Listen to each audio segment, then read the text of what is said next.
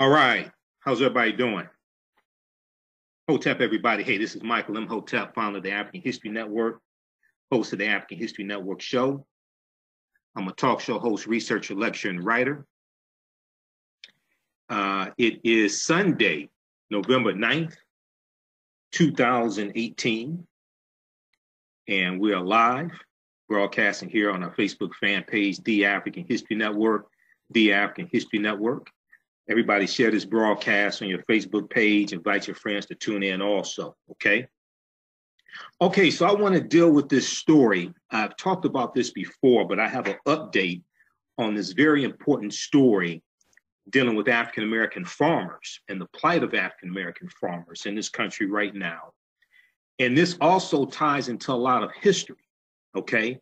And this ties into a history coming out of slavery, coming out of the Civil War. And it deals with how African-American farmers lost 14 million acres of land in about 55 years, okay? And a lot of this land, some of it, we were ran off of our land because of white domestic terrorism, Ku Klux Klan, the Black Legion, groups like this. And some of it has to do with legal loopholes and the theft through legal means as well, okay? So share this broadcast on your Facebook page, invite your friends to tune in also, okay? This is a real history lesson. And also follow us on our YouTube channel, Michael Imhotep, I-M-H-O-T-E-P on YouTube. Follow us here on our Facebook fan page, The African History Network, The African History Network, okay? All right, so back in July, I talked about this story. I think it was July. I talked about this story dealing with African-American farmers who were suing the Stine Seed Company, S-T-I-N-E, the Stine Seed Company. And they were suing them over soybean seeds that they were sold. And they said that they were being sold soybean seeds basically under false pretenses. The soybean seeds were not yielding the proper crop. And they were not the seeds that they paid for. And they, many of these African-American farmers alleged that this was an attempt to steal their land from them, okay? So you can watch that first broadcast I did back in July at the African History Network on Facebook. Just click on videos, or on our YouTube channel, Michael Imhotep. So here's an update to the story. The Griot.com has an article from November 16th, 2018. And I saw the article then, but I didn't have a chance to deal with this topic. But a judge has given them permission to proceed with their lawsuit against the Stein Seed Company. Judge moves lawsuit from Black farmers who were sold fake seeds forward, okay? So a class action lawsuit filed by a group of African-American farmers who were allegedly sold fake seeds will move forward, a judge decided.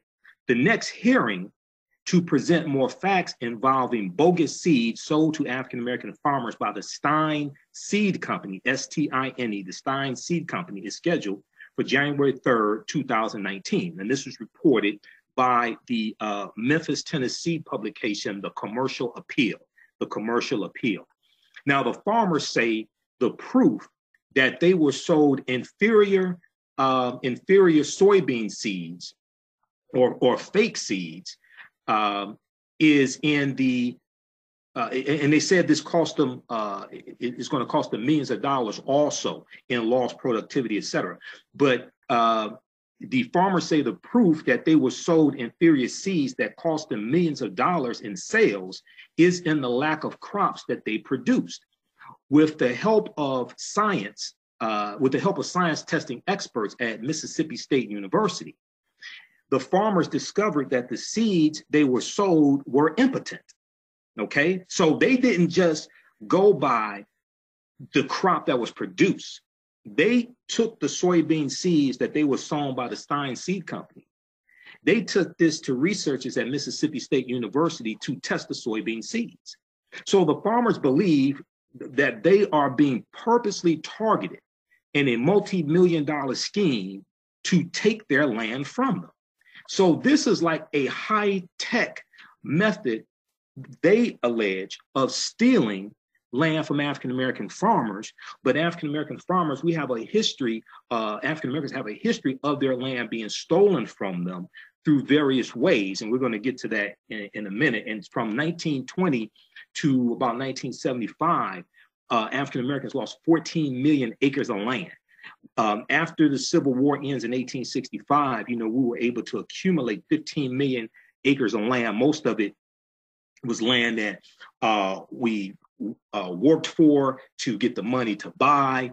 And some of the land also, a smaller percentage of the land is going to come from things like the Black Freedmen Indian treaties of 1866. And then you have a smaller amount of land also that comes from General Order number 15, which was known as 40 acres and a mule. You had 400,000 acres of land that was allotted to 40,000 families. That was issued January of 1865, known as 40 acres and a mule by General William T. Sherman.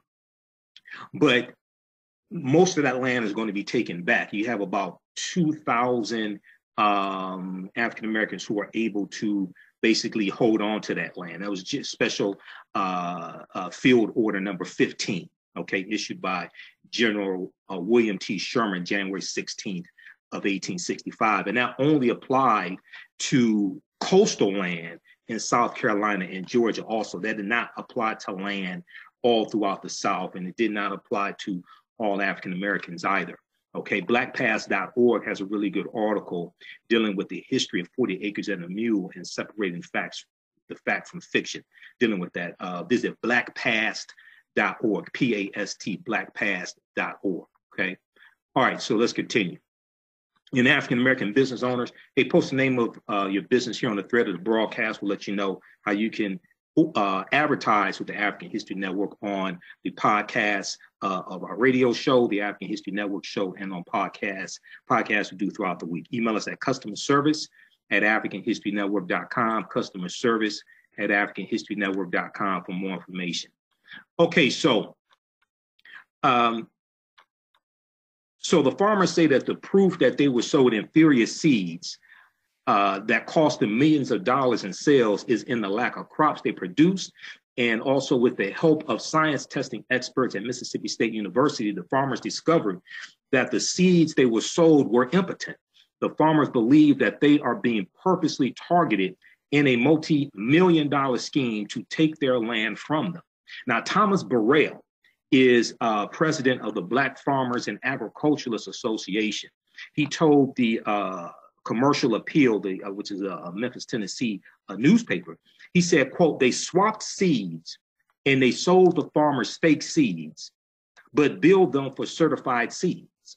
They swapped seeds and they sold them fake seeds, but billed them for certified seeds." He said, "Mother Nature does not discriminate. No matter much rain or no matter how much rain Mother Nature gives you, if the germination is zero, the seed is impotent." Okay, so Thomas Burrell and African-American farmers were getting a fraction or just 1/10 of the yield as their white neighbors. Thomas Burrell said he believes it was done to steal Black farmers' land. Now, Bishop David Hall is an African-American farmer, and he's chairman of the Ecumenical Action Committee for this group of African-American farmers. And he said he too was victimized by the Stine Seed Company as well. And he said he paid extra money for bogus high-quality seeds. Bishop David Hall said, quote, "We bought nearly $90,000 worth of seed. It's been known to produce high yield, so you expect it when you pay the money for it to produce the high yields," okay, end quote. Now, an investigation is underway according to Democratic Tennessee Representative G.A. Hardaway, okay, member of the House of Representatives, G.A. Hardaway, who said, "We will explore the avenues, whether it's civil, whether it's criminal, dealing with fraud." Now, in July of 2018, Stine Seed Company President Myron Stine, S-T-I-N-E, said the farmers' lawsuit against the seed company is, quote unquote, without merit and factually unsupportable. All right. So this is going that their cases has been approved to proceed. The next hearing is scheduled for January 3rd, 2019. Okay. So it's going to be interesting to see what happens here. All right. So there's a lot of history here with African-American farmers having their land stolen from them. Okay. And then also, if we look at the source article from the Memphis Commercial Appeal, and we'll come to some of your comments here in just a minute. Everybody share this broadcast on your Facebook page. Invite your friends to tune in also. Okay. If we look at, and let me, should have pinned this here. Let me post this again and pin the description here as well. Okay, let's look at the source article from Memphis Commercial Appeal. A letter was sent from the Department of Justice to U.S. Representative Steve Cohn, C-H-O-E-N, and I just saw Steve Cohn a little while ago, about an hour or so ago on MSNBC, talking about the memos filed by Robert Mueller and against Michael Cohen and Paul Manafort that took place Friday, December 7th, and the fallout from that, and talking about impeachment as well, because there's more and more talk about the impeachment of Donald Trump also. But a letter was sent from the Department of Justice to U.S. Representative Steve Cohn of Tennessee back in November, in response to a letter that Steve Cohn sent to the Department of Justice on behalf of these African-American farmers in July of 2018. Now, the Department of Justice said they will take action on the matter, quote unquote, if warranted. Representative Steve Cohn's communications team told the Memphis Commercial Appeal newspaper his staff had been working with the African-American farmers on this matter and other issues for years, working with the African-American farmers on this matter and other issues for years. So oftentimes, right, when we look at policy, we look at presidential campaigns, things like this, right? A lot of times we don't look at how policies will impact African-American farmers. Okay, a lot of times that doesn't even come into the conversation. And just very quickly here, and I'm pulling together content for Sunday night's edition of the African History Network show. And this is one of the articles I'm reviewing. And unfortunately, I only have 2 hours for the show. So I'll be doing some subsequent Facebook Live broadcasts to deal with other topics that I can't get into as much as I want to. And that's one of the things we do on our Facebook fan page in the African History Network. But just very quickly, if we look at an article from businessinsider.com from November 28, 2018, lost jobs, shrinking growth, and rotting crops. Here are the ways Trump's trade war is hurting America. Lost jobs, shrinking growth, and rotting crops. Here are the ways Trump's trade war is hurting America. And one of the things they talk about is the world's largest shipping company, American farmers, which includes African-American farmers, and small manufacturers are among those that have explicitly blamed tariffs for issues in their business. But if we look at specifically when they talk about farmers in this article, farmers forced to leave their crops to rot. And they talk about how they talk about soybeans, okay? And what a lot of people don't know is that China is the largest purchaser of, the largest foreign purchaser of soybeans by American farmers. Well, these tariffs that Trump imposed on China directly negatively impact African-American farmers. We're talking about these African-American farmers here who allege that they were sold fake soybean seeds by the Stine Seed Company. They're talking about how they've lost millions of dollars in lost sales. Well, if we look at this from businessinsider.com and you see stories like this from CNN, MSNBC, things like this, et cetera, perhaps one of the most striking consequences of the trade war started by Donald Trump, keep in mind, this trade tariff war was started by Trump, is what is happening to some farmers in the US. For many agricultural goods, particularly soybeans, China is the largest export market for US farmers. That's changing thanks to Donald Trump's tariffs, with Chinese importers looking elsewhere for a cheaper supply. China in 2017 accounted for about 60%, 60% of US soybean exports. But such is the lack of demand this year that many farmers are being forced to abandon crops. Now, if they're having this impact on white farmers, what do you think is happening to African American farmers? If they're having this impact on white farmers, what do you think the impact of Trump's tariff wars with China is having on African American farmers? Farmers in the US, farmers in some US states are being forced into plowing their crops under, effectively burying them under soil in fields, as there is not enough room to store them in storage facilities. And they are unable to sell their products thanks to Chinese tariffs. This was reported by Reuters back in late November.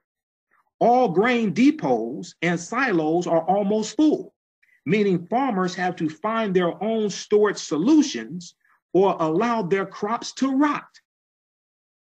So if you are an African American farmer that bought alleged fake seeds from the Stine Seed Company, and you took these seeds to Mississippi State University, they're experts there, they're scientists there, and they analyzed the seeds and determined that these are fake soybean seeds according to the reporting.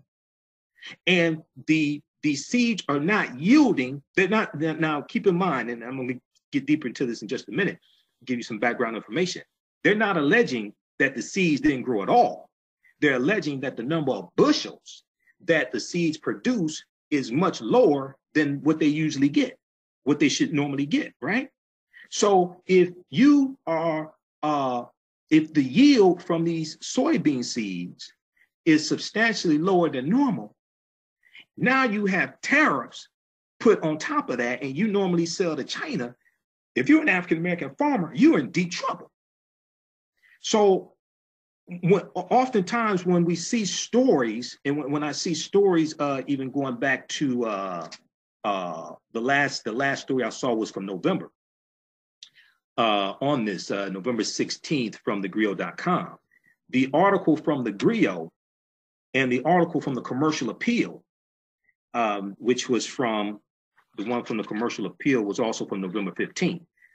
They did not make the connection between Trump's tariffs on soybean seeds, okay, and China with African-American farmers being allegedly sold fake soybean seeds. This is having a devastating impact upon them. And very few people are talking about this. And this is an example of how policies and politics impact every aspect of our lives. Politics is the legal distribution of scarce wealth, power, and resources, and the writing of laws, statutes, ordinances, amendments, and treaties, their adoption, interpretation, and enforcement. Who would have thought Trump didn't know how tariffs work and the impact tariffs would have on farmers? So all grain depots and silos are almost full, meaning farmers have to find their own storage solutions or allow their crops to rot. Neither option is particularly palatable. In Louisiana, as much as 15% of this year's soybean crop has been plowed under or is too damaged to sell, according to data analyzed by Louisiana State University staff and cited by Reuters. Okay, so this is this has real life consequences. Okay, this has real life consequences. All right, how's everybody doing? So I'm going to post it. So this article here from Business Insider, we'll post a link of it here the thread of the broadcast, because a lot of people are not dealing with making the connection between Trump's tariffs on China and soybean exports and what's taking place to African American farmers. Okay, so let's continue here. Now, so Representative Steve Kahn's communications team told the Commercial Appeal, the Memphis, Tennessee publication, the Commercial Appeal, his staff has been working with African American farmers on this matter and other issues for years. Thomas Burrell, president of the Black Farmers Association, Thomas Burrell said the letter from the Department of Justice shows the department, quote, may be preparing to entertain the criminal side, end quote, of the allegations. Now, Bishop David Hall, who is a farmer, African-American farmer and chairman of the Ecumenical Action Committee, he said he described the allegedly defective soybean seeds purchased by many farmers as, quote unquote, major setbacks for people who work in the farming industry. Okay, major setbacks for people who work in the farming industry. He said, we did not get what we contracted for.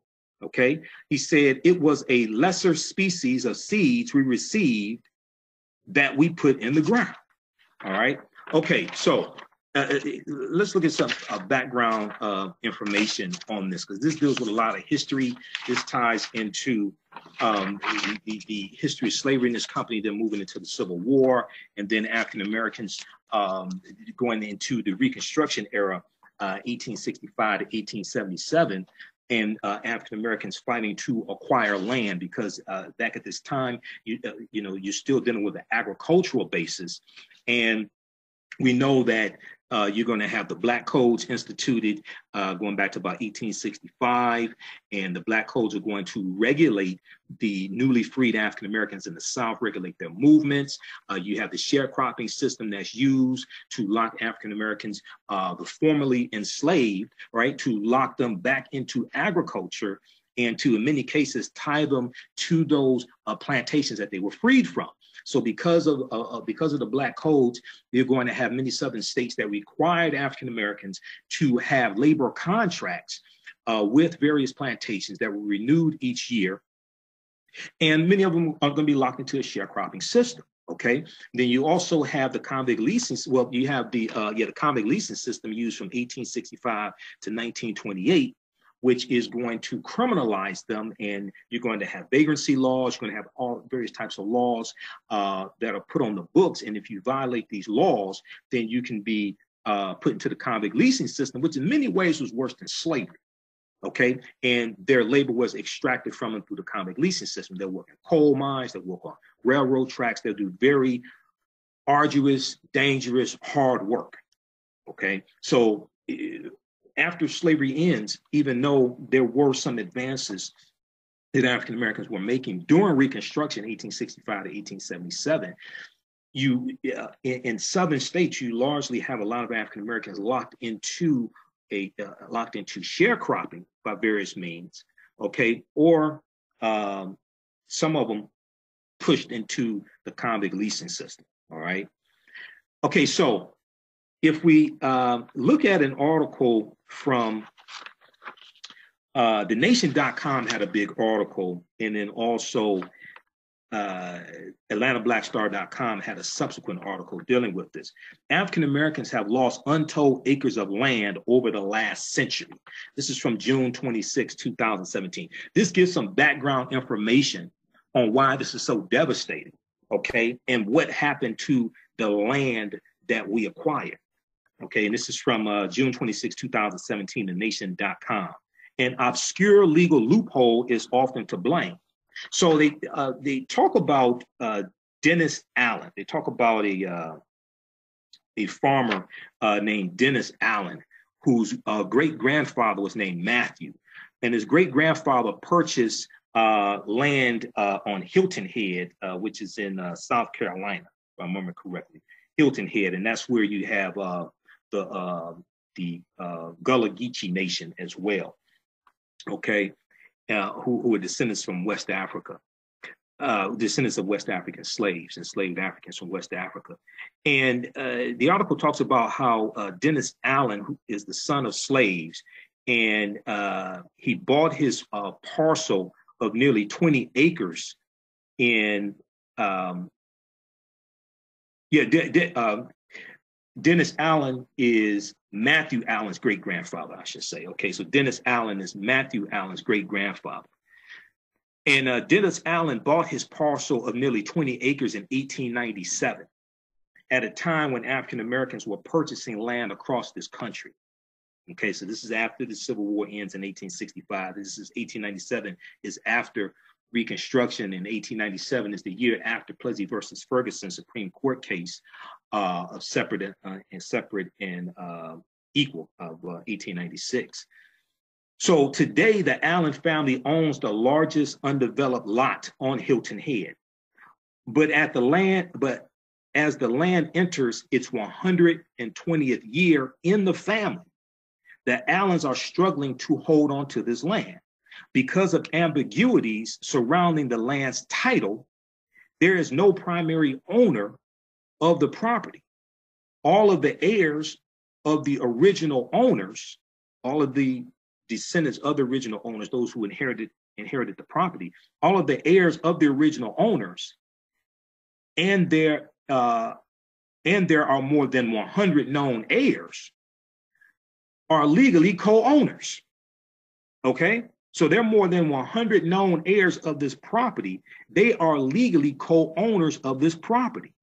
Okay, as such, the land is classified as quote unquote heirs property. Heirs property.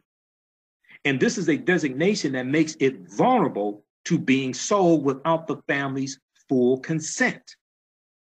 As the Allen family attempts to overcome a stacked legal system exacerbated by corrupt lawyers and predatory developers, they are at the center of a decades-long fight to retain Black-owned land across the South.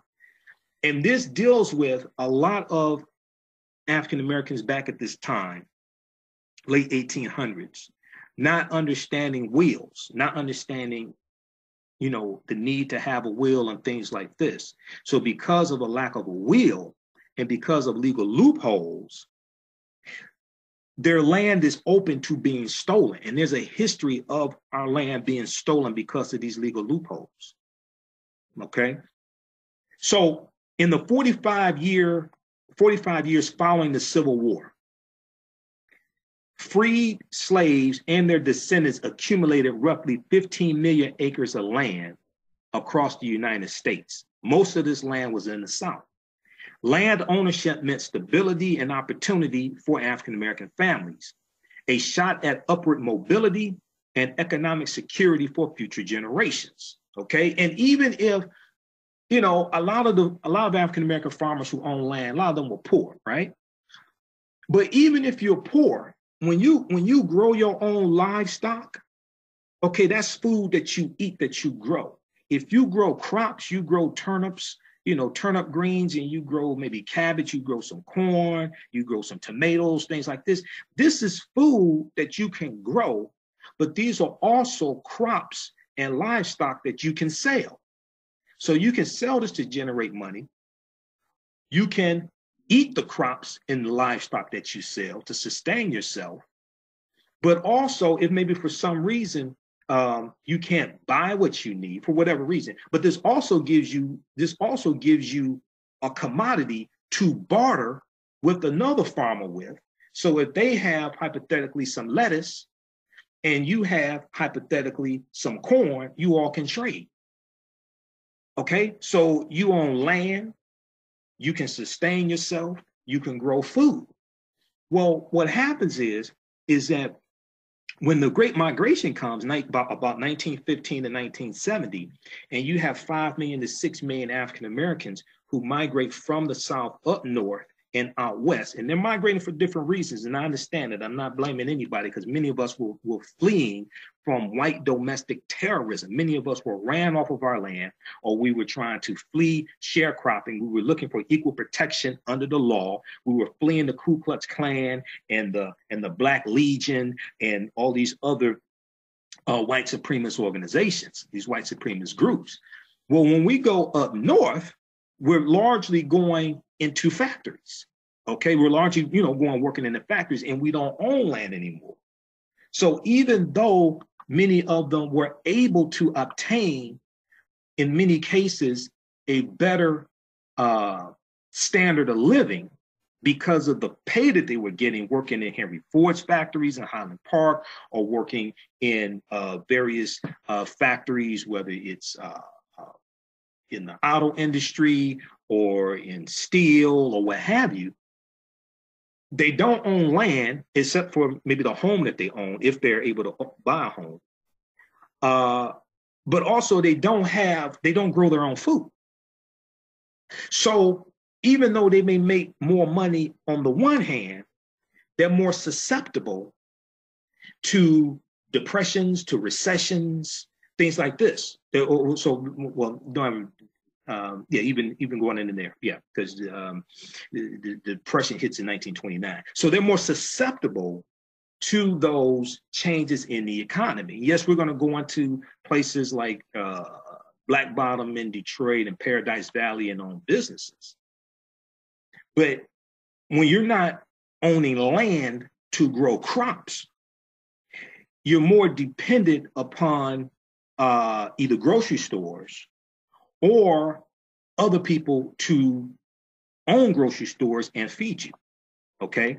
Because we are going to own a lot of grocery stores, and this is something that the Colored Farmers Association in 1929, they were organizing. The Colored Farmers Association, the Colored Merchants Association, Colored Farmers Association goes back to the late 1890s. The Colored Merchants Association comes out of the National Business League, or the Negro Business League, created by Booker T. Washington. And the Colored Merchants Association in 1929 was organizing African-American grocery store owners and training them on better marketing skills, training them on how to compete with a growing number of chain stores that were coming into existence and were thriving in the early 1920s. The Woolworths and SS Kresge's and things like this, A&P. And so you have a growing number of chain stores and a lot of them grocery stores that were providing more competition for African-American grocery stores.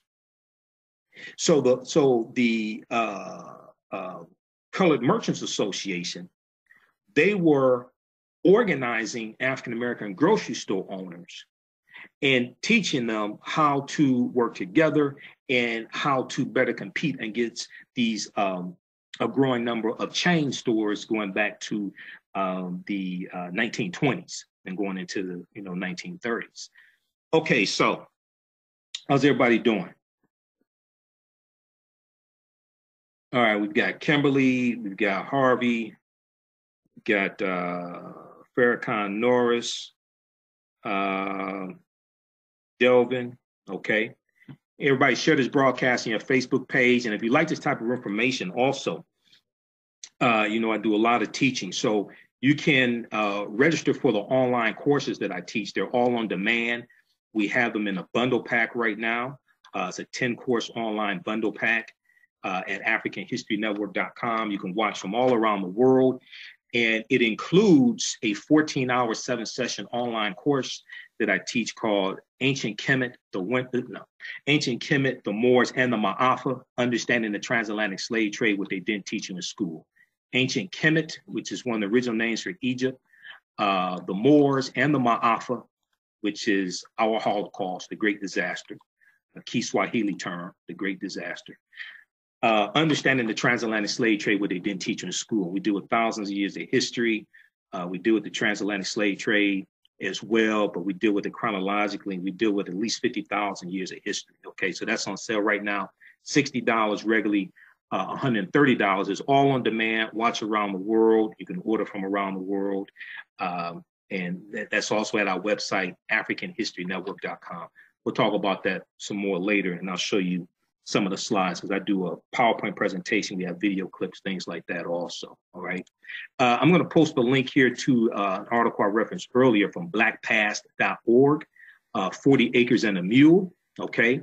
And we know we're moving into Kwanzaa season, we're moving into African American History Month. So these are some sources that you can use in your teachings in your homes or in schools, etc. Okay. All right. So let's see.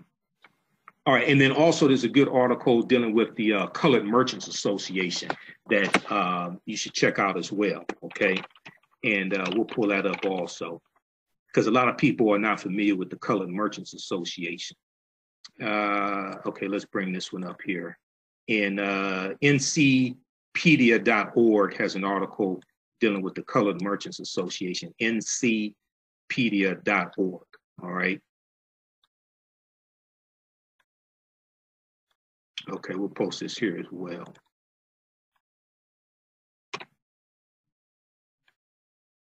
Okay. All right, so let's continue. All right, so as the Allen family attempts to overcome a stacked legal system exacerbated by corrupt lawyers and predatory developers, they are at the center of a decades-long fight to retain Black-owned land across the South. All right. Okay, so in the 45 years following the Civil War, freed slaves and their descendants accumulated roughly 15 million acres of land across the United States. Most of this land was in the South.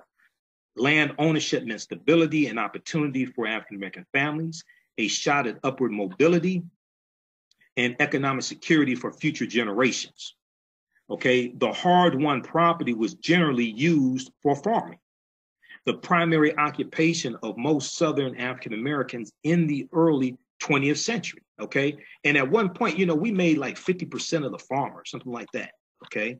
And this is coming out of slavery. And it's also important to understand that from 1619 to 1865, there were at least 262 skills, trades, and crafts that African people had in this country. Okay, the book that came out in 1978 from James Newton, and the other author's last name was Lewis, called the Other Slaves. It deals with artisans and craftsmen and things like this. But they document at least 262 skills, trades, and crafts that African people had in this country from 1619 to 1865.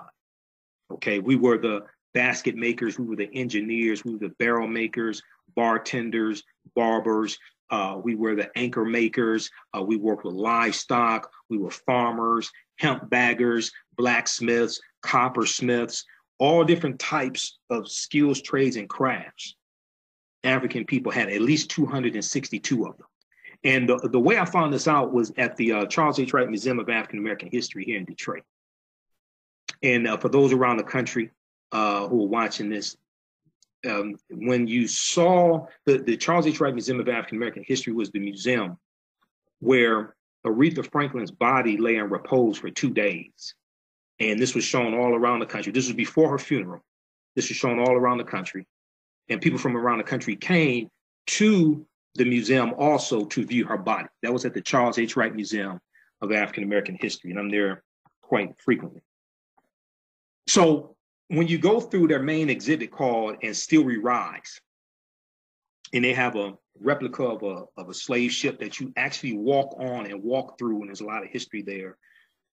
And then you come out on the other side, and they deal with slavery, and they deal with going into Underground Railroad and things like this, right? They have a big display on the wall, and it deals with these skills, trades, and crafts that we had in this country from 1619 to 1865, okay? And there's a sign there that says you can't take pictures, right? So I spent an hour writing them down, And then I numbered them. And that's how I know there are at least 262. Okay. So the name of the book is The Other Slaves, Mechanics, Artisans, and Craftsmen by James Newton and Ronald Lewis. Yeah, I knew his last name was Lewis. So this came out in 1978. The Other Slaves, Mechanics, Artisans, and Craftsmen, okay, by James Newton and Ronald Lewis. So we were the bricklayers, brick makers, cabinet makers, cigar makers, cooks, coppersmiths, decorative furnishers, beer makers, basket makers, barrel makers, bakers, artists, anchor makers, fishermen, engineers, gardeners, hemp baggers, herb doctors, horse trainers, hunters, locksmiths.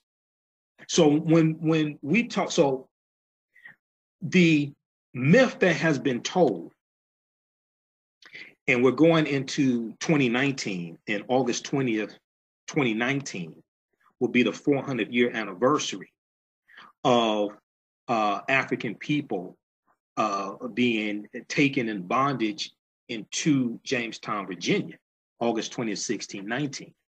So you'll have a lot of commemorations commemorating that 400-year occurrence, okay? One, that's not the first time African people came to this land. We've been here at least 51,700 years. This is why it's important for people to read the book, The First Americans Were Africans, Documented Evidence, by one of my friends, Dr. David Imhotep. And I've interviewed him 11 times. He has his new book coming out January 2019. You're going to see some things because I'll probably bring him back to Detroit so we can do a double lecture. We did a lecture together back in 2013 in Andy's Knowledge Cafe, and I'll probably bring him back. I just talked to him a few weeks ago. But even though August 20th, 1619 did happen, and even though the transatlantic slave trade did happen, the way that it happened is not exactly the way that we're taught that it happened, okay? And also we have to understand the chronology of history. So African people first come to this land going back at least 51,700 years ago, who are the Khoisan, who have the oldest DNA on the planet, and they come from Southern Africa, also known as the Khoi or the San, and they're the ancestors to the Ainu and the Twa. Okay, and then you also have to understand the 800-year occupation of Europe by the Africans known as the Moors. Okay, because these historical events do not happen in a vacuum. This is what I explain to people. You know, and I've been studying 26 years. I do lectures across the country.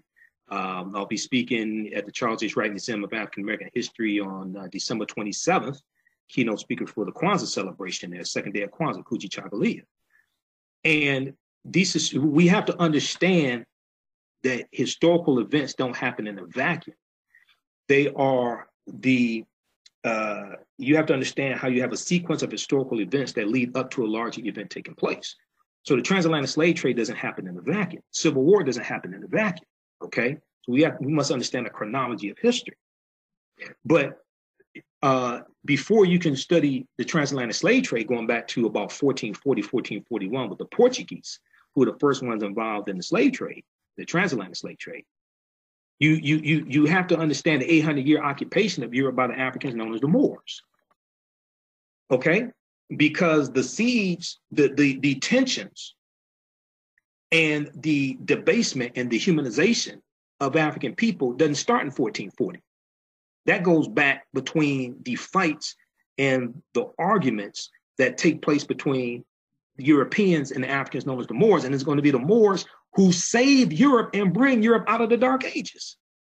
The dehumanization we see goes back to about 13th century in Europe, especially Spain, because it's Spain and Portugal where they first go in 711 AD. Okay, so when we study Cristobal Colon or Cristoforo Colombo or Christopher Columbus, Columbus helps to lay the foundation for slavery, racism, capitalism, and the exploitation of indigenous people.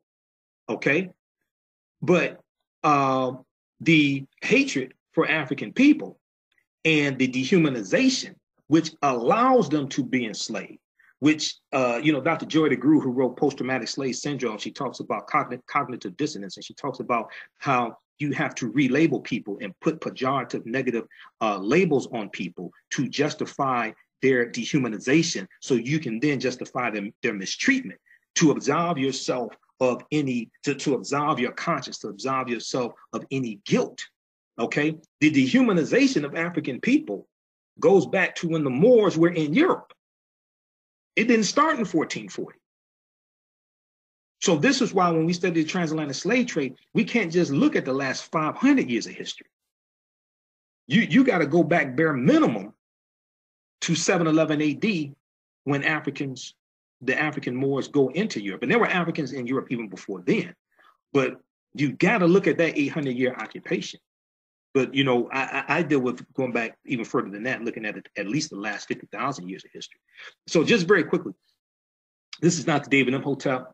You probably heard some interviews with him. If you haven't, go to AfricanHistoryNetwork.com, click on listen to podcasts. You can listen there. And page 14 of his book, groundbreaking book, deals with the African presence found in Allendale County, South Carolina, by Dr. Albert Goodyear, who's an archaeologist at the University of South Carolina. And they made this discovery in 2004, and they found 13 different types of evidence that document an African presence in South Carolina going back at least 51,700 years. They found artifacts, architecture, campsites, carvings, Egyptian writings, footprints in lava, genetic M174D haploid groups dealing with DNA and genetics, linguistics, paintings, skulls, skeletons, structures, and tools. Okay? His book has 713 footnotes, thoroughly documenting an African presence in this country and thoroughly documenting African people as the original people of the Americas, because we were in South America going back at least 56,000 years ago. So this is an article from November 18th, 2004 from ScienceDaily.com, which is a scientific website. They have scientific discoveries, archaeological discoveries, things like that there.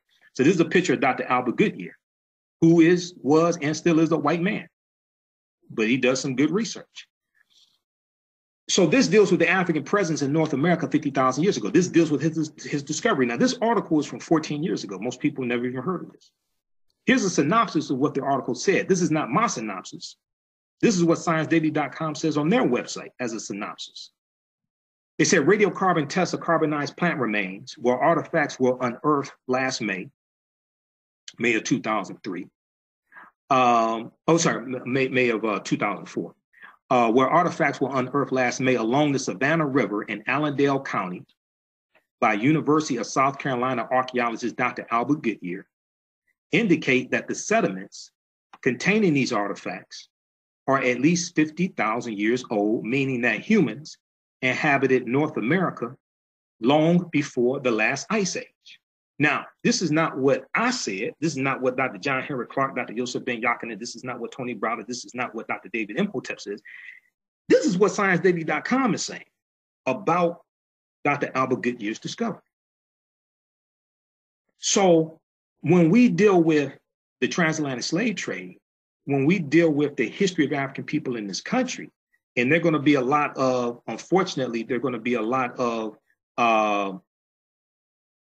commemorations and things like this that take place that are going to just get the history wrong, unfortunately, coming up. Be prepared for it, because they're going to tell you that African people first came to this land August 20th, 1619, even though that did happen. No, this was our land stolen from us. 50,000 years ago is before Native Americans came into existence. See, this is why we have to correct the way the history is taught in the schools. 50,000 years ago is before Native Americans came into existence.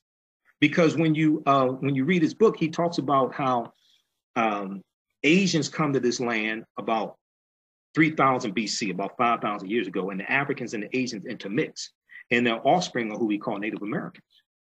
Because when you go look at old black and white photographs of Native Americans, these were not very light-skinned, almost white-looking people, especially with blonde hair. These were usually dark-skinned people, high cheekbones. And then you're also going to have groups of African people, nations of African people who were here that get reclassified by Europeans coming to this country. They get reclassified as Native Americans. So this is why we must understand a chronology of history.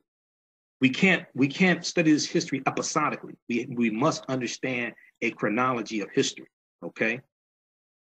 All right, so we're going to continue here. Also, if you like this type of information, hey, if you want to donate to the African History Network and help support us, help do a lot of research, help support the research, help support our radio show, helps us stay on the air. PayPal.me/the AHN show, PayPal.me/the AHN show, or you click on the yellow donate button at AfricanHistoryNetwork.com. You can donate through PayPal. If you don't have a PayPal account, at our website, click on the yellow donate button. You can use debit card or credit card also.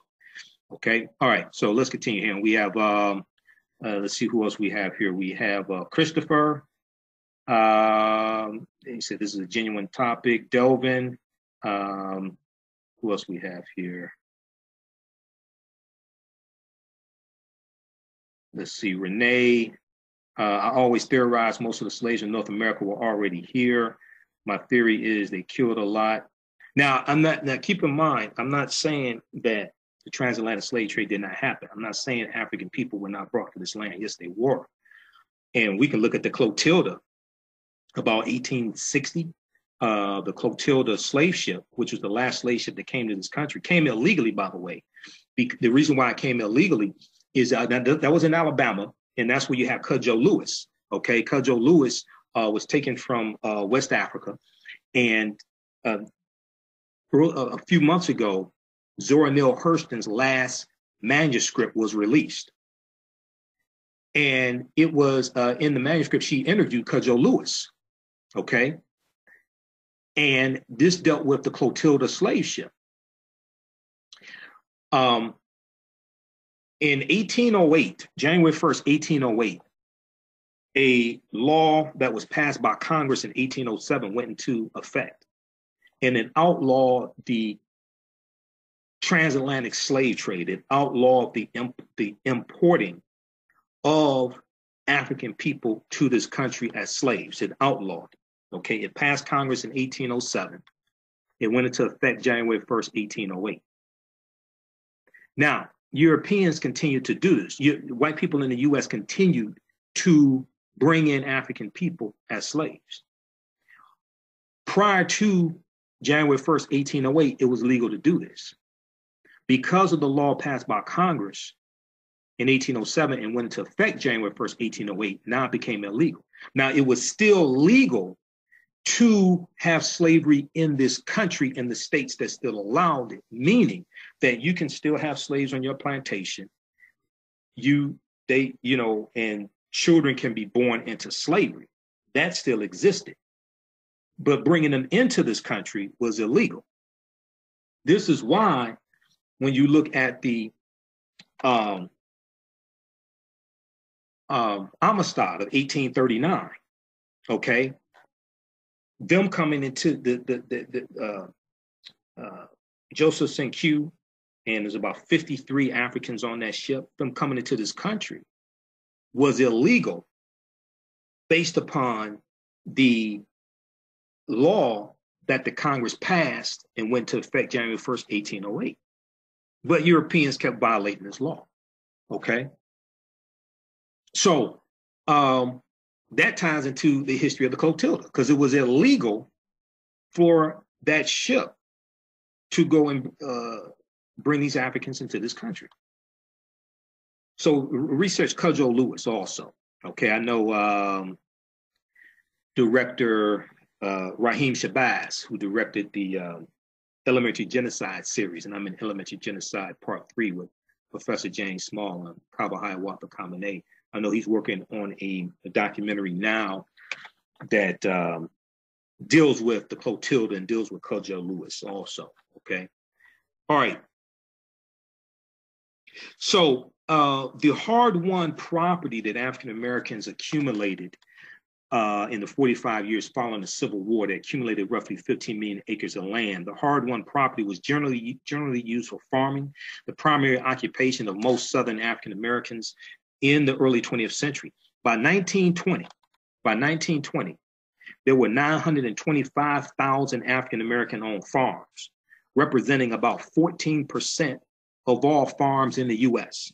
Okay, by 1920, you had about 925,000 African American owned farms and it represented about 14% of all the farms in the United States.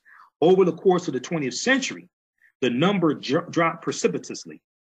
Millions of farmers of all races were pushed off their land in the early part of the 20th century, including around 600,000 African-American farmers.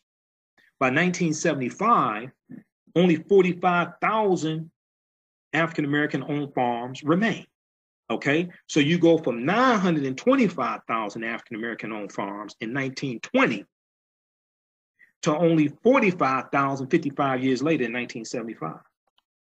Quote, it was almost as if the earth was opened up and swallowing black farmers, writes scholar Peter Daniel in his book, Dispossession, Discrimination Against African-American Farmers in the Age of Civil Rights. Dispossession, Discrimination Against African-American Farmers in the Age of Civil Rights. Implicit in the decline of black farming was the loss of land, the land those farmers once tilled. Today, African Americans compose less than 2% of the nation's farmers and 1% of its rural landowners. So we went from 14% of the farmers in 1920 to less than 2% of the farmers in 2018. And we lost 14 million acres of land. Now, many factors contributed to the loss of African-American owned land during the 20th century, including systemic discrimination in lending by the U.S. Department of Agriculture, okay, the industrialization that lured workers into factories and the Great Migration that I just talked about, but the lesser known issue of heirs property, Heirs apostrophe, heirs property, also played a role allowing untold thousands of acres to be forcibly bought out from under Black rural families, often second, third, or fourth generation landowners whose ancestors were enslaved by real estate developers and speculators, meaning that this property is subsequently bought by real estate developers and speculators. But the African Americans who own this property find out later that the property was bought and it was stolen from, basically stolen from them because of legal loopholes. And when we deal with the U.S. Department of Agriculture, right, African American farmers, going back to the Great Depression and going back to the New Deal, President Roosevelt, you have the Farmers Home Administration that's created around 1934.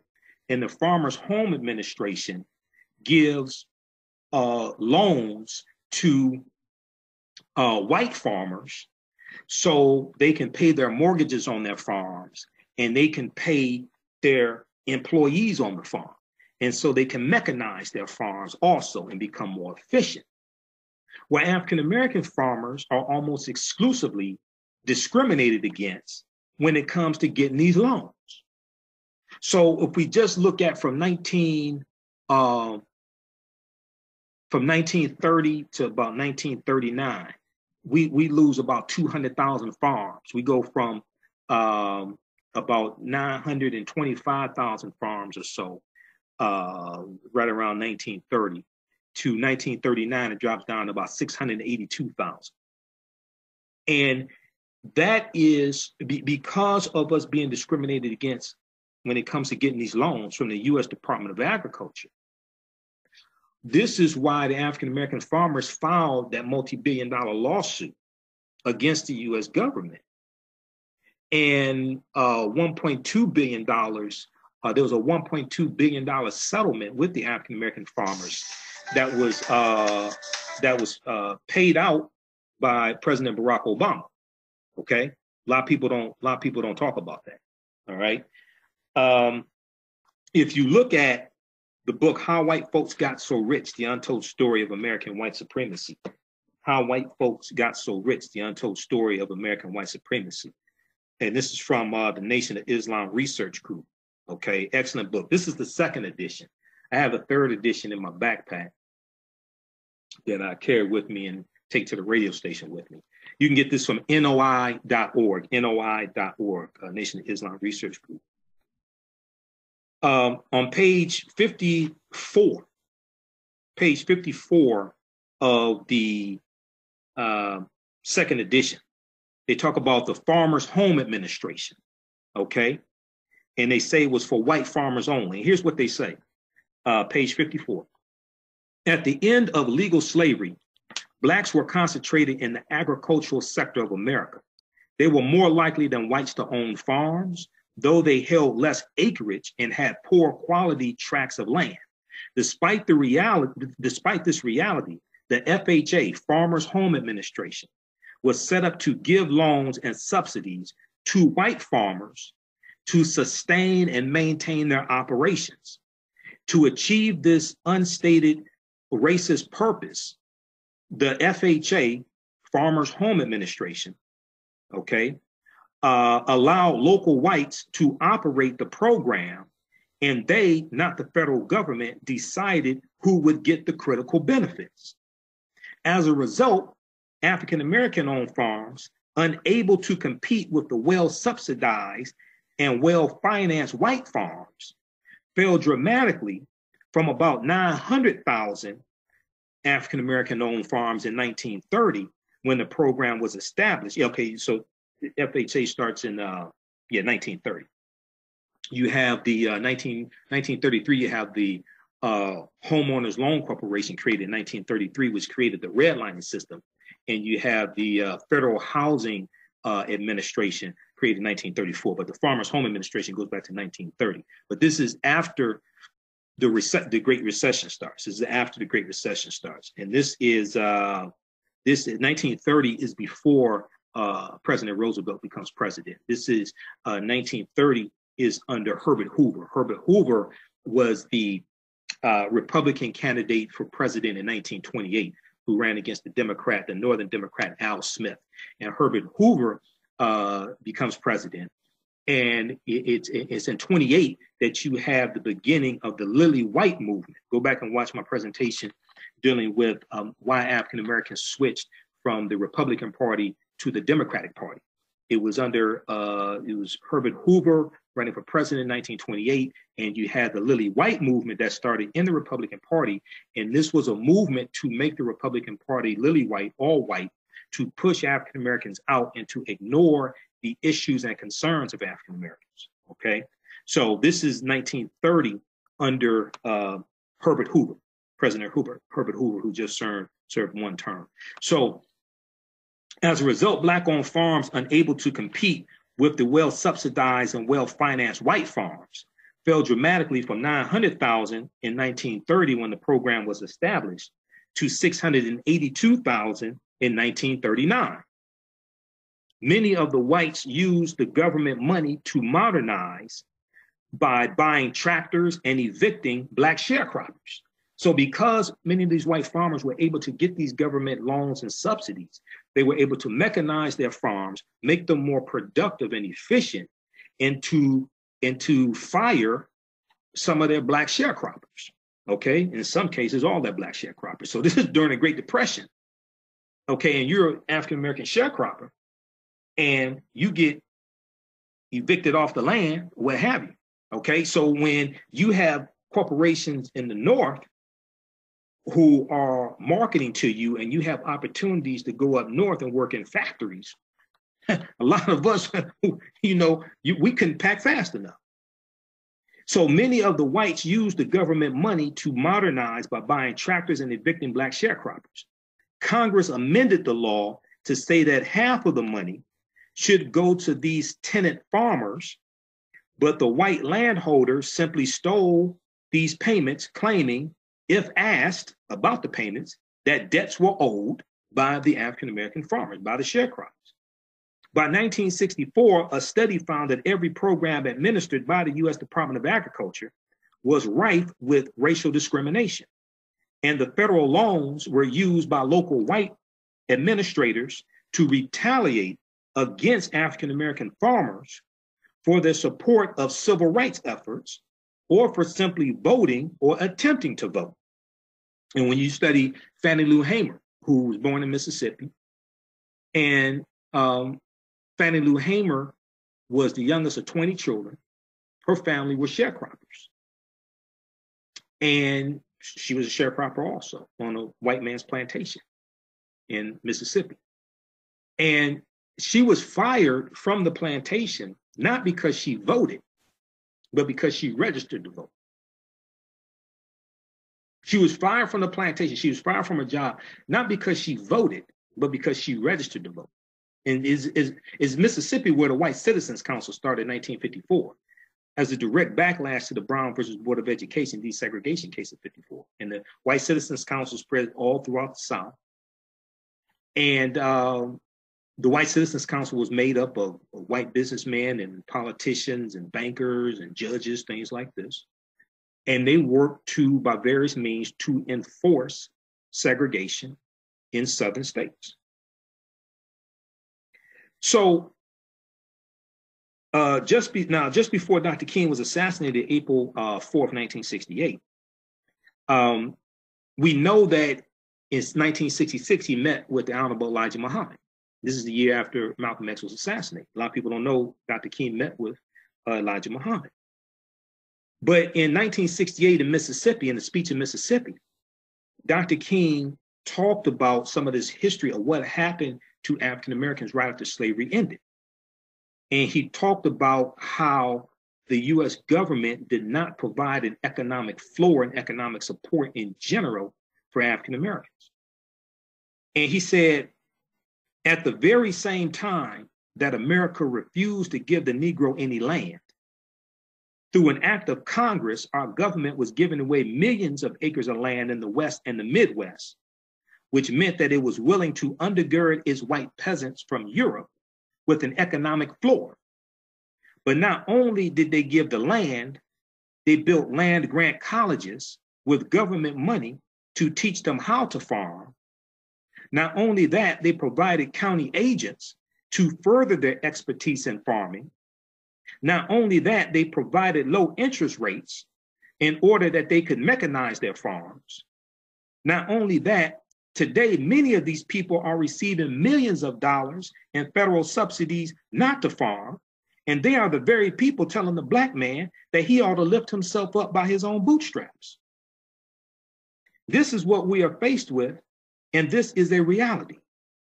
Now, when we come to Washington in this campaign, we're coming to get our check. So he's talking about the Poor People's Campaign. And what he's doing is, what Dr. King was showing is how policies create conditions. And then there are movements, there are responses by the people to these conditions. And then policies are then put in place to address the conditions. Okay, so he's showing you how politics impacts every aspect of our lives and helps create conditions that then we fight against, and you have movements and historical events and things like this that come out of these conditions that are created. Okay, so when you have the African American farmers filing their lawsuit against the U.S. Department of Agriculture, there's a historical context for this. Okay, so let's continue here.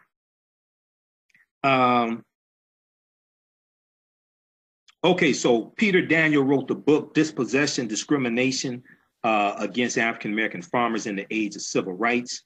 And he said, implicit in the decline of Black farming was the loss of the land those farmers once tilled. Today, African Americans compose less than 2% of the nation's farmers and 1% of the rural landowners.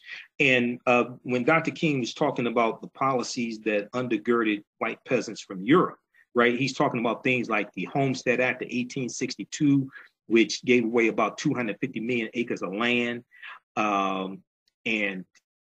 With the Homestead Act, African Americans were largely shut out of that. You had to maintain, they were given, head of households were given 160 acres of land. They had to maintain that land for 5 years. They maintained the land, made improvements on the land, things like this. The land was theirs. And you have some white families today who still have that land in their families that they got from the Homestead Act. And they gave away about 250 million acres, about 250 million acres of land for about 100 years from the Homestead Act. The last claim was made in 1976, and the last allotment of land was given out in 1988. It was 80 acres of land, about 80 acres of land in Alaska. So they gave away, for 100 years, they gave away 250 million acres of land because of the Homestead Act, okay? Then you have the Southern Homestead Act of 1866, which gives away around 45 million acres of land. You have, that was in 5 states. You have the Dawes Allotment Act of 1887 that gave away 138 million acres of land. And that was supposed to go to Native Americans and Black Indians and things like this. The Dawes Allotment Act, DAWES, of 1887, 2/3 of that land went to white people. This is where you get the $5 Indian from, because to get the land, you had to anglicize your name, and it was like kind of like a census. And they're keeping track of, they're writing down the names of people, keeping track of the people who are supposed to be awarded this name. But to get the land, you had to anglicize your name, make your name English, basically English white name. So when white people found out about this, this opened up the door for them to pay $5 to get their name added to the Dawes rolls, DAWES, ROLLS. Research the Dawes Allotment Act. Britannica.com has a good article about it. And you have white people who are able to get this land. Okay? And this land was supposed to go to African Americans and Native Americans, majority of it. So when we talk about the theft of 2.3 billion acres of land, and they talk about that in how white folks got so rich, the untold story of American white supremacy. But when you read The First Americans Were Africans, Documented Evidence by Dr. David Imhotep, we understand that the original Americans were African people. So our land was stolen more than once and redistributed and stolen and redistributed and stolen. So this is why in 2019, when we deal with the 400-year anniversary of African people coming to this land enslaved in Jamestown, Virginia, we have to understand, even though that happened August 2016, 19, we were here for tens of thousands of years. And African people are the original Americans, and this was our land stolen from us. And even if you understand the Spanish involvement in the slave trade, then you understand that Juan Garrido, the Spanish conquistador, comes into Florida in 1513. I'm sorry, Juan Ponce de Leon, the Spanish conquistador, comes into Florida in 1513. Juan Garrido is an African who is with him in 1513. But the Spanish were taking Africans into the territory we today call South Carolina as slaves in the 1520s.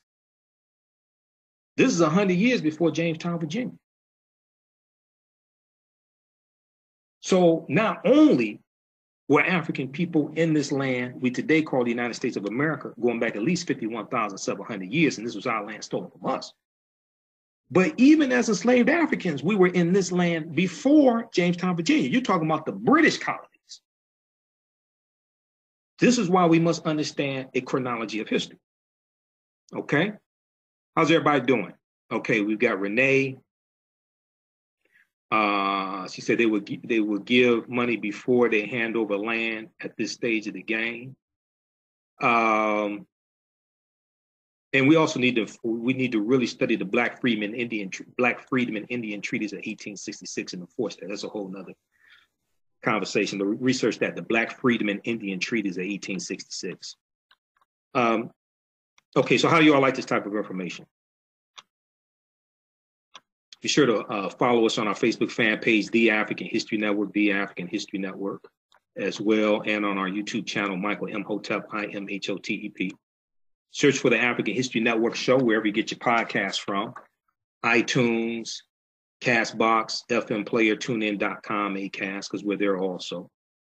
So if you like this type of information, you want to learn more, you can also register for the online courses that I teach. They're all on demand. Watch at your own pace. Watch as soon as you register for them. Watch Around the World. It's a 10-course online bundle pack, all taught by myself. And it includes ancient Kemet, the Moors, and the Ma'afa.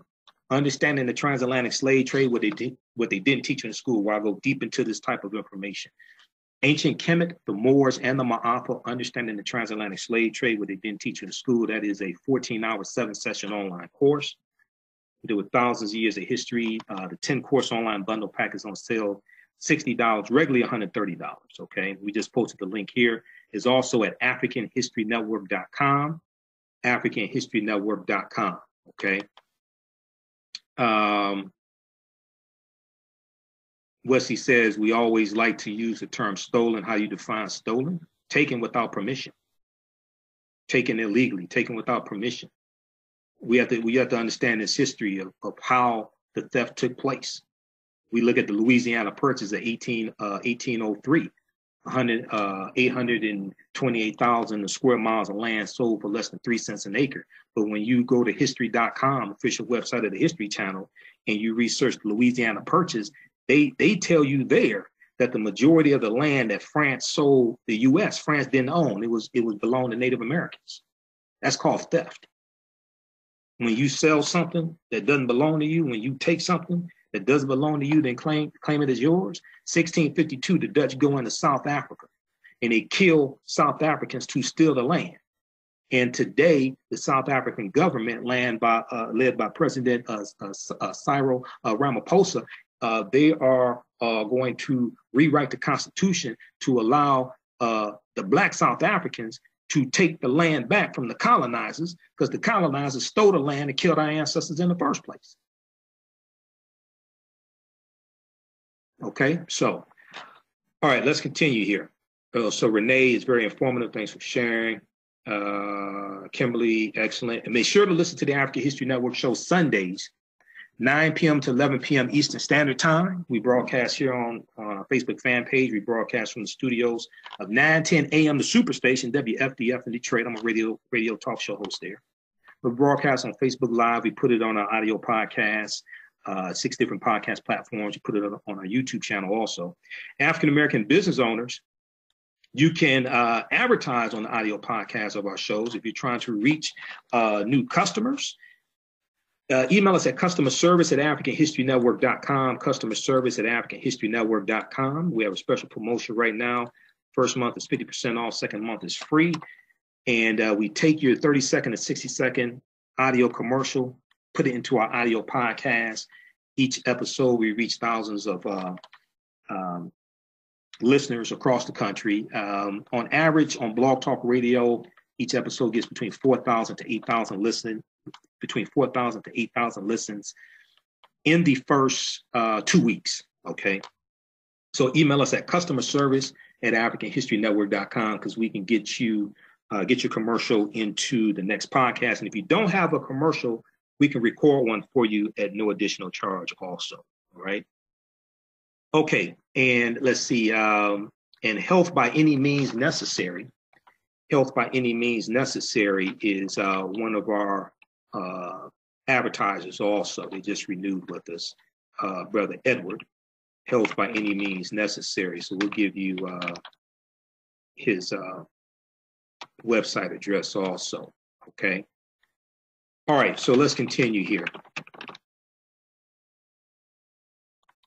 Pulling up right now because he said he just redid his website, his platform. All right. So over the course of the 20th century, however, that number of African-American farmers dropped precipitously, as we talked about, okay? So many factors contributed to the loss of African-American owned land during the 20th century, including systemic discrimination in lending by the U.S. Department of Agriculture, the industrialization that lured workers into factories, and the Great Migration. But the lesser known issue of heirs property also played a role, allowing untold thousands of acres to be forcibly bought out from under Black rural farmers, Black rural families, often second, third, or fourth generation landowners whose ancestors were enslaved by real estate developers, and this land is going to be bought by real estate developers and speculators, okay? That website for Health by Any Means Necessary is HBAMN.com. HBAMN.com. You can just Google health by any means necessary, health by any means necessary, okay? Now, by one estimate, 81% of these early African-American landowners did not make wills, did not have a will and testament, largely due to a lack of access to legal resources. Their descendants then inherited the land without a clear title, and it thereby became designated as heirs property, okay? Although heirs property, H-E-I-R-S apostrophe, although heirs property exists in many regions of the country, it's most prevalent in low-income communities. In the South, according to one estimate, more than 50% of heirs property owners are African Americans, many of them the descendants of slaves and sharecroppers. The Center for Heirs Property Preservation, based in Charleston County, South Carolina, estimates that there are 105,000 acres of heirs property in its 15-county service area alone. So just in 15 counties in South Carolina, it's estimated that there are 105,000 acres of heirs properties in that territory. Now, Alex Brown is a Gullah Geechee native there in South Carolina, and he said the property that we owned was prime property. Over time, it's been sold and traded and stolen. Over time, it's been sold and traded and stolen, end quote. Now, without a clear title, heirs property owners are limited in what they can do with the land. They can't get mortgages or do extensive repairs on their homes. As a consequence, some of these people live in trailers. They aren't eligible to apply for state or federal housing aid, such as funds provided by the Federal Emergency Management Agency, better known as FEMA. They're not eligible to qualify for those funds, or for nearly any of the programs administered by the Department of Agriculture. Well, wait a second, many of these people pay taxes. Their tax dollars pay for these programs, but they can't take advantage of the programs that tax dollars pay for. Okay, or for nearly any of the programs administered by the Department of Agriculture, including the crucial loans and conservation funding that keep many rural landowners afloat. Quote, so they're already hampered because they have heirs property, explains Jenny L. Stevens, the executive director of the center. Quote, but now they're sitting here with these hundreds of acres and they can't do anything with it, end quote. As with the Allen family that we talked about earlier, Allen is Matthew Allen is the descendant of Dennis Allen. Dennis Allen is Matthew Allen's great grandfather, who bought land in 1897, 20 acres of land in 1897. As with the Allen family, heirs property is often jointly owned by many descendants, some of whom are scattered across the country and may never have met each other. Each one of these owners has a claim to the land, but this type of joint ownership makes them vulnerable to a peculiar legal challenge. Any one of these co-owners has the legal right to sell their share of the property, or even to bring the whole parcel of land to court-ordered auction without the consent of the other owners. Let me repeat this. Each one of these owners, many of them have never met each other. Each one of these co-owners has a claim to the land. But this type of joint ownership, known as heirs property, makes them vulnerable to a peculiar legal challenge. Any one of these co-owners has the legal right to sell their share of the property, or even to bring the whole parcel of land to court-ordered auction without the consent of the other owners. These partition sales are one cause of the dispossession crisis, according to the Heirs Property Retention Coalition. Property developers entice faraway relatives. A lot of them live up north. Some of them never even been down to the property that their family owns down south for generations.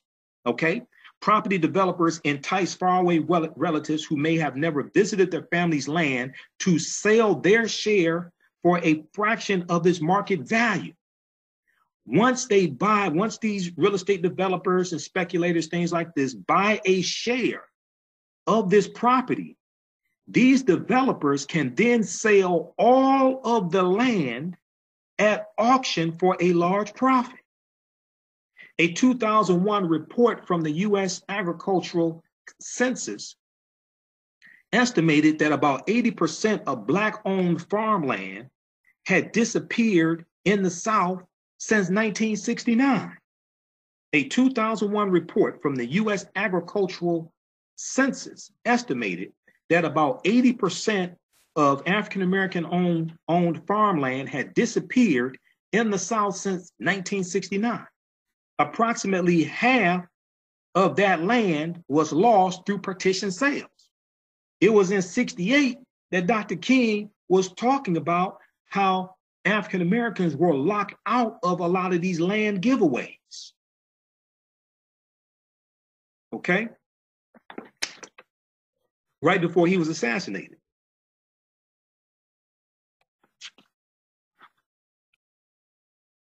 Now, Hilton Head on the southeastern coast of South Carolina is one of more than 100 coastal islands that form the Sea Islands.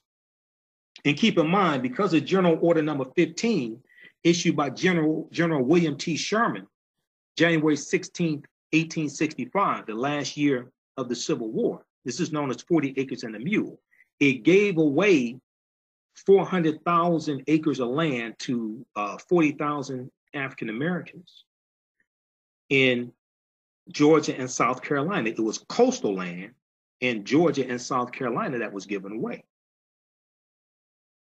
Now, though it is not primarily known as a golfing and resort destination, Hilton Head was once almost entirely inhabited by the Gullah Geechee people. The Gullah are descendants of enslaved West Africans who, like Dennis Allen, moved to the Sea Island region at the end of the Civil War, or who had previously been enslaved on area plantations. Gullah communities thrived for decades on the isolated islands, largely free of the restrictions of the Jim Crow South.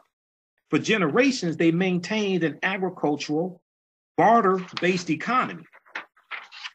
Then in the mid-1950s, development came to Hilton Head. Wealthy industrialists bought up hundreds of acres for recreational sites as highway and bridge construction made it easier for mainland residents to reach the islands. By the 1990s, the waterfront properties of Hilton Head had become highly desirable among wealthy whites seeking a vacation home. This development displaced many Gullah Geechee people. Some families lost their land to rising property taxes, which they could no longer afford to pay, but others lost their land in partition sales, as we just talked about. Their property brought to auction by developers in forced sales or by the partial owners convinced to sell it for a fraction of its value. In areas where the Gullah Geechee people once made up 90% or more of the population, they account for as little as 10% today, according to Willie Hayward, managing attorney at the Heirs property law firm. Somewhere between 200 and 700 acres of the land on Hilton Head, no one knows the exact number, remain in Gullah Geechee hands. Okay, so this is this history of how African Americans lost 14 million acres of land is a little known history and something that's not talked about. And the civil rights movement, for the most part, was not addressing this. Now, Dr. King was talking about this when he was assassinated, and this was dealing with the Poor People's Campaign. Because one of the things he was fighting for with the Poor People's Campaign is a guaranteed income for poor people. Okay, a national guaranteed income for poor people. AtlantaBlackStar.com had an article dealing with the little known facts about the Gullah Geechee people. Okay, AtlantaBlackStar.com. I'm going to try to pull up that article here because that is that's something else that you can research also. All right. So I'm going to share a little bit more of this article, and then I want to go to this other one briefly from AtlantaBlackStar.com also. But on September 22nd, skipping ahead some here in the article, you can read the full article yourself from thenation.com. African Americans have lost untold acres of land over the last century. June 26, 2017 by Leah Douglas. Excellent article. An obscure legal loophole is often to blame, okay? And let me try to pull this up, okay. Okay, so we have to go to Atlanta Black Star's website here. I don't have it bookmarked, thought I had it bookmarked. Okay, but on September 22nd, 2016, Governor Nikki Haley, who was, well, actually still is Donald Trump's UN ambassador, but is resigning, stepping down in a few days. On September 26, 2016, Nikki Haley, who was then the governor of South Carolina, signed the Clementa C. Pinckney Uniform Partition of Heirs Property Act. The Clementa C. Pinckney Uniform Partition of Heirs Property Act, okay? So the law was named after the revered state senator and pastor who was killed in 2015 at the Mother Emanuel African Methodist Episcopal Church when white supremacist Dylan Roth killed 9 African Americans there, right? And this law provides several protections for heirs property owners. If one co-tenant initiates a sale, for instance, the other co-tenants must be given an opportunity to buy that tenant's share before the land can be sold. The act also requires judges to consider things like the sentimental, cultural, or historical significance of the land, as well as its market value. Previously, the only consideration in most cases was the market value, okay? And all this has to be considered before ruling to sell the land. And if the land is sold, it must be sold on the open market instead of at auction, so that families receive a fair price for the land. Now, Josh Walden, who's the supervising attorney at the Center for Heirs Property Preservation, calls the act a great tool with the potential to preserve the land of many heirs property owners, okay? And Queen Quet, Q-U-E-T, who lives there, it's part of the Gullah Geechee Nation, she calls it a blessing, okay? Now, the law has its origins in model legislation that was written in 2010 by the Uniform Law Commission, which drafts bills for states to consider.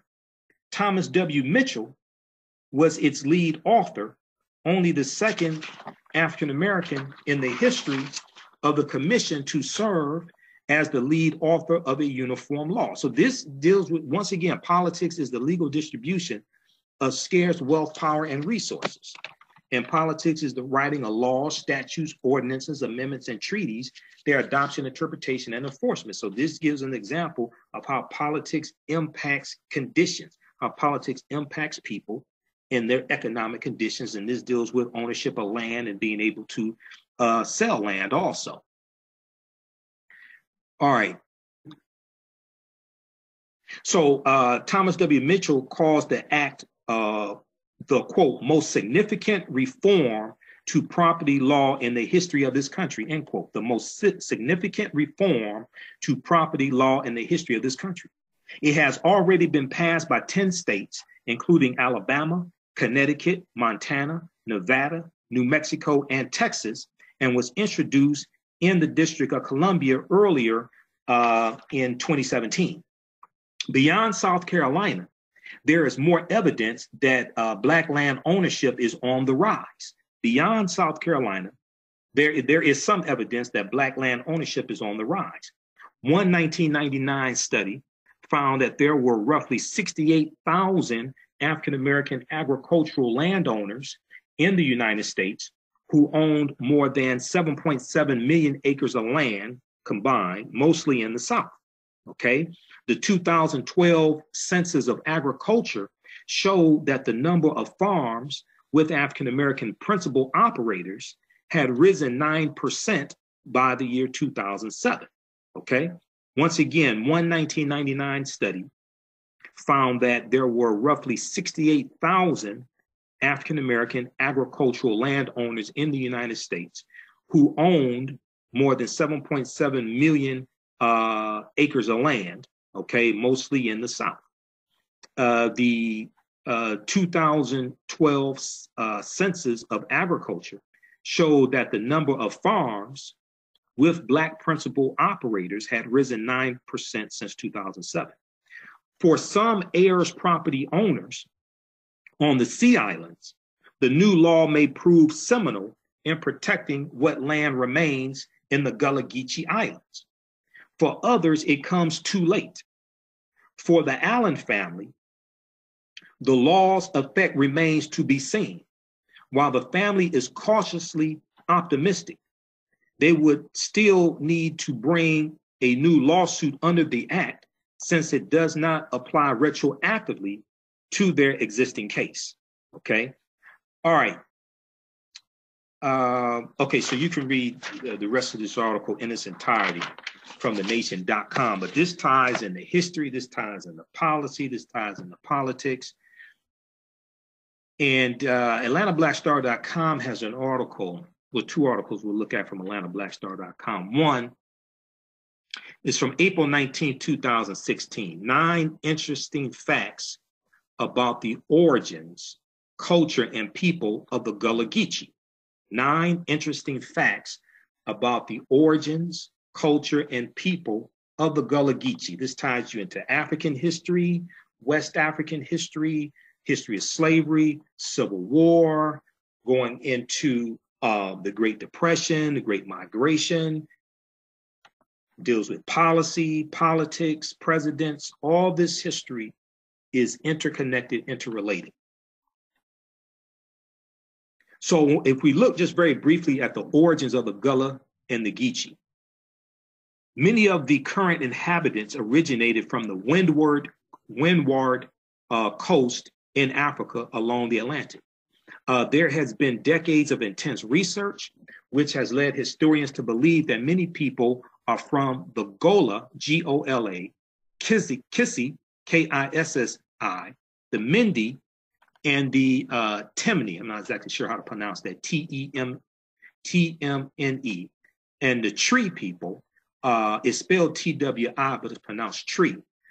And the Vai ethnic groups, V-A-I. These are all in West Africa. Elders in the corridor believed that the terms Gullah, G-U-L-L-A-H, G-U-L-L-A-H, and Geechee, G-E-E-C-H-E-E, may have originated from the two cultural groups, the Golas, G-O-L-A-S, and the Gizzies. I'm not exactly sure if the Gizzies is pronounced Geechees or what, but it's spelled G-I-Z-Z-I-S, okay? Now, these two groups are near present-day Liberia. The current inhabitants have managed to keep their cultural West African roots for 300 plus years. Okay, and The term Gullah applies to the name of the islanders living in South Carolina, while Geechee refers to inhabitants on the islands along while the word Geechee refers to inhabitants on the islands along the coast of Georgia. And when we look at General Order number 15, which is known as 40 Acres and a Mule, it distributed coastal land to former slaves in South Carolina and Georgia. Now, present-day historians and researchers say the region stretches from Sandy Island, South Carolina, to Amelia Island, Florida, and the Gullah Coast or the Gullah Corridor, okay? So we'll post it. So there's a lot more information here. You can check this out. This is from AtlantaBlackStar.com, 9 interesting facts about the origins, culture, and people of the Gullah Geechee. Okay, we'll post this link here also. Okay, so we got Robert. As always, you never fail to enlighten and educate us. Thank you. Okay, so how you all like this type of information? Thanks, Robert. This is a lot of research. How you all like this type of information? Everybody share this broadcast on your Facebook page. Invite your friends to tune in also. And Renee said, y'all notice Mississippi, Louisiana, Alabama are not on the list. Now, which list are you referring to, Renee?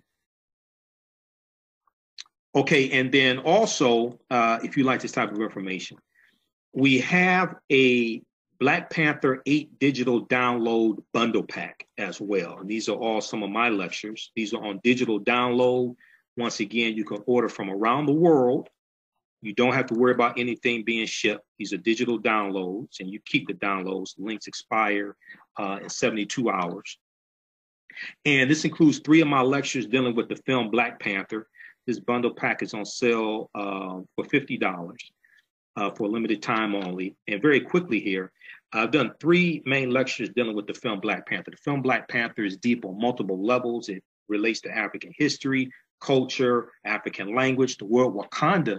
Even though Wakanda is a fictitious place somewhere in Central East Africa, it's not a made-up word. Wakanda is a real word. We find it in the Omaha Ponca Indian languages. We find it in the Sioux Indian languages. Wakanda means possesses secret powers. It's also a Bantu word. Bantu is a group of 500 languages spoken in African languages spoken in Southern Africa. Zulu is a Bantu word, is a Bantu language. Swahili or Kiswahili, isiXhosa or Xhosa. And isiXhosa is the language that's spoken among T'Challa and his father and General Okoye. That's the isiXhosa language that's being spoken. That is a Bantu language. All right. But you'll get Black Panther analysis, African culture, history, and Afrofuturism. That is almost a 3-hour presentation I did. You'll get lessons from the film Black Panther, economic guerrilla warfare, political self-defense, and how to Wakanda to vote. You'll get a Black Panther analysis for children. This is a presentation I did for children. I was presenting to approximately 65th through 12th graders and their teachers. That was done at the Charles H. Wright Museum of African American History, May 29th. Black Panther analysis for children, African culture, history, and Afrofuturism. You get the light of ancient Egypt awakens the African mind to economic empowerment. Human guinea pigs, the history of the Tuskegee experiment of untreated syphilis on the Negro male. So I deal with the whole history of the Tuskegee experiment. Contrary to popular belief, I separate fact from fiction. A lot of people think the Tuskegee experiment injected African-American men with syphilis. That's not true. They already had syphilis, some of them. There was 600 men in the Tuskegee experiment. 399 of them had an early form of syphilis called latent syphilis, where there are no visible symptoms. And 201 of the men were the control group. They did not have syphilis at all. So the U.S. Department of Health, U.S. Department of Health, which administered the experiment, 1, did not inject them with syphilis. 2, all the men in the experiment did not have syphilis either, okay? Uh, so you'll get that one, Human Guinea Pigs, the history of the Tuskegee experiment of the Negro male, and I deal with what happened with the experiment. It was supposed to last between 6 to 9 months. It ended up lasting 40 years. So I deal with the history of the experiment and how it was exposed and why it stopped, and then the lawsuit that happened afterwards as well. Malcolm X, 50 years later, why is he still relevant? African-American resistance in the era of Donald Trump, voter suppression, reparations, and how elections have consequences, which is a very deep presentation. Because I deal with similarities between Richard Nixon becoming president in '68 and Donald Trump becoming president in 2016 and what was going on in the country. Nixon was a backlash to the Black Power movement, the Civil Rights movement, the rebellions taking place across the country. He ran on the platform of law and order. Donald Trump was a backlash of 2 terms of President Barack Obama, a backlash to the Black Lives Matter movement, a movement to hold police accountable. And Donald Trump ran partly on the platform of law and order.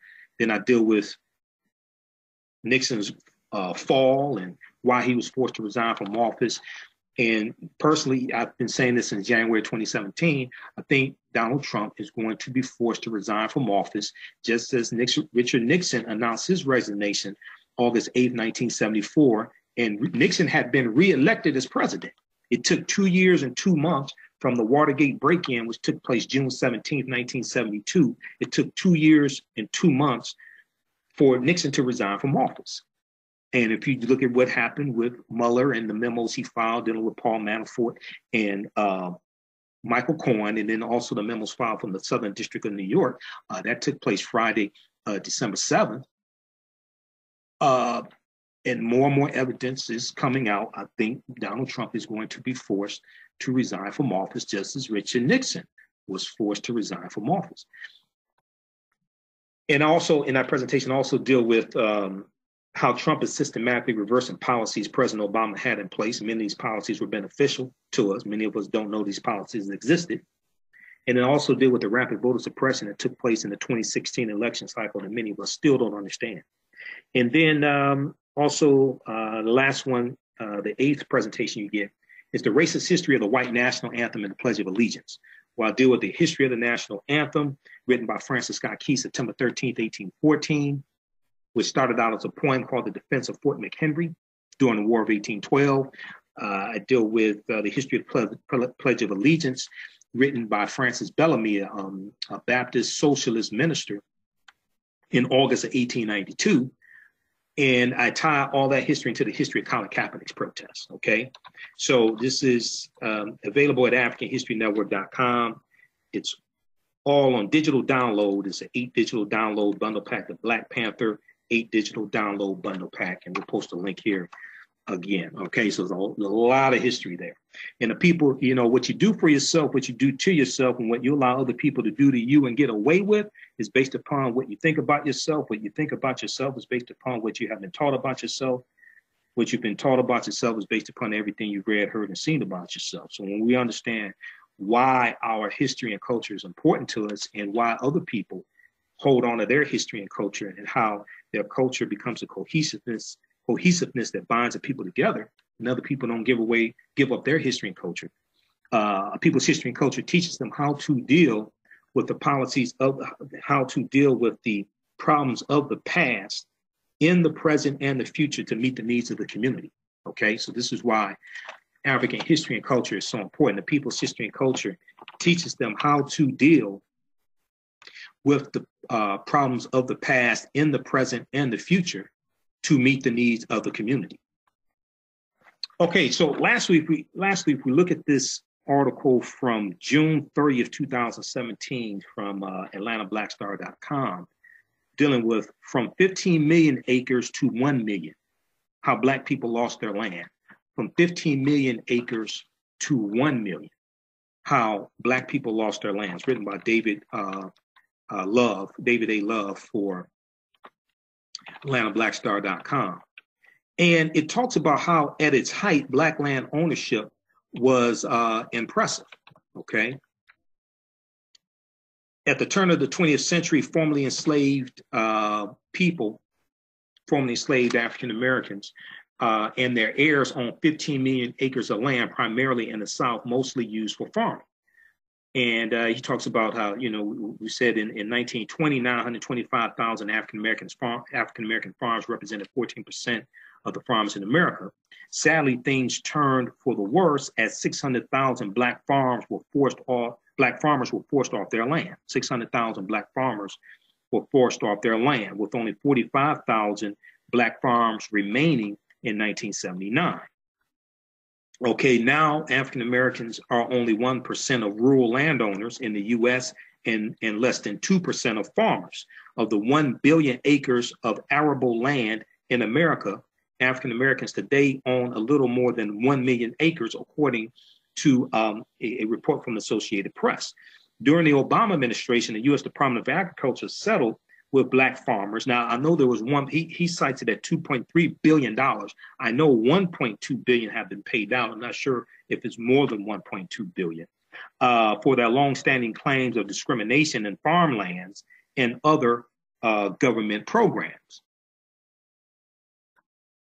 Over the years, African-American people have lost their land through a number of circumstances, including government action, deception, and reign of domestic terror in the South that forced Black people from their homes through threats of violence and lynching. The terror and economic exploitation precipitated the Great Migration, which resulted in the uprooting of over 6 million African Americans from the South and their relocation to the North, Midwest, and West between about 1916 and 1970. How we lost the land is an untold story. An investigation by the Associated Press documented the process by which people were tricked or intimidated out of their property. Okay, and he talks about one story that was mentioned by the Associated Press, which deals with domestic terrorism. And just a second, I'm trying to find something here. Dealing with the Tuskegee experiment. I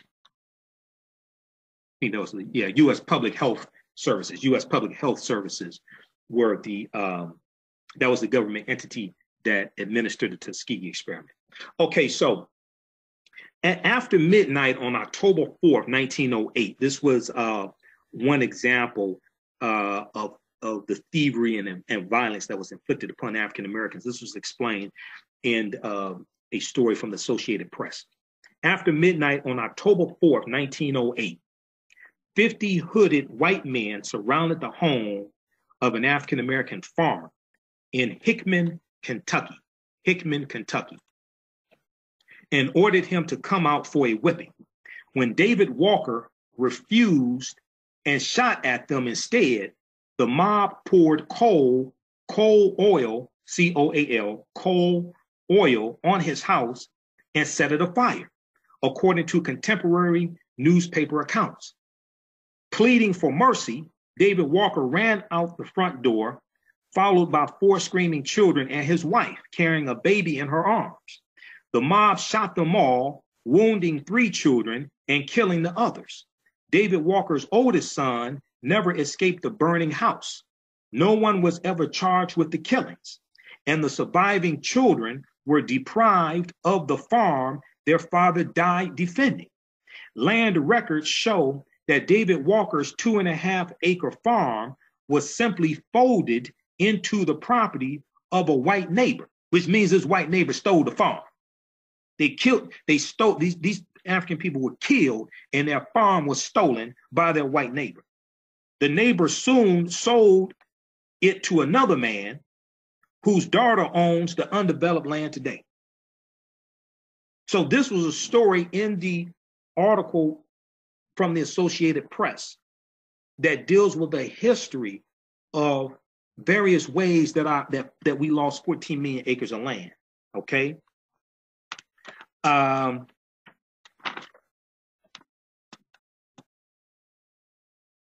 Okay, so you can read the rest of this article also, because this is a deep article and this is about 6 pages, and it deals with some of the information that I cited in the article from the nation.com as well. That's from AtlantaBlackStar.com, from 15 million acres to 1 million, how Black people lost their land. Okay, and going back to the soybean farmers, the African American soybean farmers, that we started out talking about, and all of this information ties into that. If you look at the article also, now I first found out about this story about the African American soybean farmers from an article from rawstory.com from July 2018 entitled "Black Farmers Were Deliberately Sold Fake Seeds and Schemed to Steal Their Land." Report: Black farmers were deliberately sold fake seeds and schemed to steal their land. Report. And it talks about Thomas Burrell and David Hall. Thomas Burrell is the president of the Black Farmers and Agriculturalists Association. Okay, and let me see here. So they talk about how it did not yield the normal bushels.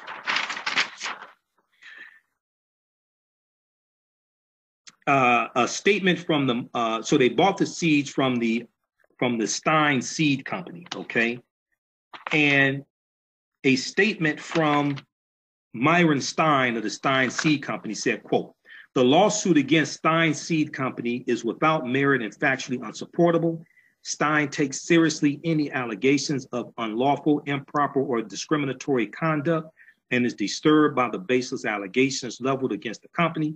Upon learning of these claims, the company took swift action to conduct an internal investigation, which has not revealed any evidence that would support these allegations. Stein intends, referring to the Stein Seed Company, intends to vigorously defend itself against this meritless lawsuit and has filed a motion to dismiss.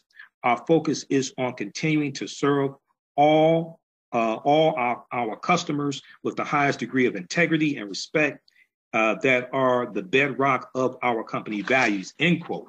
However, since that statement, as I stated earlier, a judge in November ruled that the African American farmers can move forward with their lawsuit, and the next hearing is scheduled to take place January 3rd, 2019.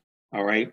Now, if we look at an article from AtlantaBlackStar.com from August 12, 2018, on this story entitled "Soybean Farmers Allege White Seed Company Purposely Sold Them Bad Seeds, Costing Them at Least $1 million," it talks about how David Hall, and it talks about how some of the African American farmers here, Tyrone Grayer and David Allen Hall, and other Black farmers who bought certified seeds from Stein Seed salesman Kevin Cooper in 2017, noticed that they were shorter and less uniform than plants from other seeds. A bad yield followed. They're talking about the bushels that were grown from these soybean seeds, okay? So you have a group of 5 Black farmers in Tennessee and Mississippi who were suing the Stein Seed Company, claiming the seeds were switched and that they were given faulty, low-yield seeds, okay? And then the lawsuit says the farmers sent the seeds to be tested at Mississippi State University. A report from the university's seed testing laboratory said the seeds, quote, "showed rotten, molded seed," end quote. So these brothers are smart. They got the idea, or their attorney or somebody was smart. They went to a university, and a lot of research takes place at universities. Researchers at Mississippi State University, in a report, showed that they tested the seeds that were sold to these farmers, they claim, by the Stein Seed Company. And the research shows that the seeds, quote, "showed rotten, molded seed," end quote. The farmers had expected 48 bushels or more of plump soybeans per acre based on prior performance. Instead, they got about 25 bushels per acre, sometimes less, as little as 5 bushels per acre. The farmers alleged they lost $1 million, okay? Let's see here. Now, Thomas Burrell says the Stine Seed Company actions are a legacy of post-slavery discrimination against African-American farmers. In 2011, a federal judge approved a settlement of more than $1 billion in a lawsuit brought by African-American farmers against the U.S. Department of Agriculture. The suit alleged that the U.S. government had discriminated against Black farmers by unfairly denying them loans. That goes into the history I was talking about. Okay, and it was President Obama that authorized the payment of the settlement to the Black farmers, but nobody wants to talk about that. Nobody wants to give President Obama any credit for doing that or anything else. And then Trump comes along and reverses all these policies that President Obama put in place. A lot of these policies African Americans don't even know existed. And you thought the election was about one person versus another person. This is why I told people, no, this is about policies. And we don't understand the concept of political self-defense and how to protect our gains, let alone how to assess gains that were made during an election cycle. What laws were put in place? What is at risk of being lost? We just thought this was one person versus another person. This is why during the 2016 election, if you go back and listen to the podcast of my shows, because I was doing national radio 5 days a week. I was doing the Michael Imhotep show and also guest hosting Roland Martin's national radio show at the time. This is what I was warning people about, okay? If you look at the article from October 2nd, 2013 from blackenterprise.com, Black farmers to receive payouts in $1.2 billion from federal lawsuit. And this talks about that, okay? So, and there are other articles that deal with this as well. We'll post this here on the thread of the broadcast also. I just find it interesting nobody wants to mention that. I mean, we don't have to talk about 3 million non-elderly African-Americans who got health insurance, who did not already have health insurance from the Affordable Health Care Act. We don't have to talk about that. We don't have to talk about 2.95 million jobs created for African-Americans during the Obama administration. We don't talk about that at all. Or the U.S. prison population dropping to its lowest point in December 2015, and the percentage, it dropped from a peak of 2.3 million down to 1.53 million. That's not me. That's the report from the Department of Justice. Newsweek.com had an article dealing with this. We don't have to talk about that. The percentage of African Americans in prison dropping from 40% down to 34%. We don't have to deal with that. That's all under President Obama. We don't have to talk about that. We can just talk about the payment to the Black farmers being authorized by President Obama. That's not even mentioned. I just find that very interesting that nobody wants to talk about that.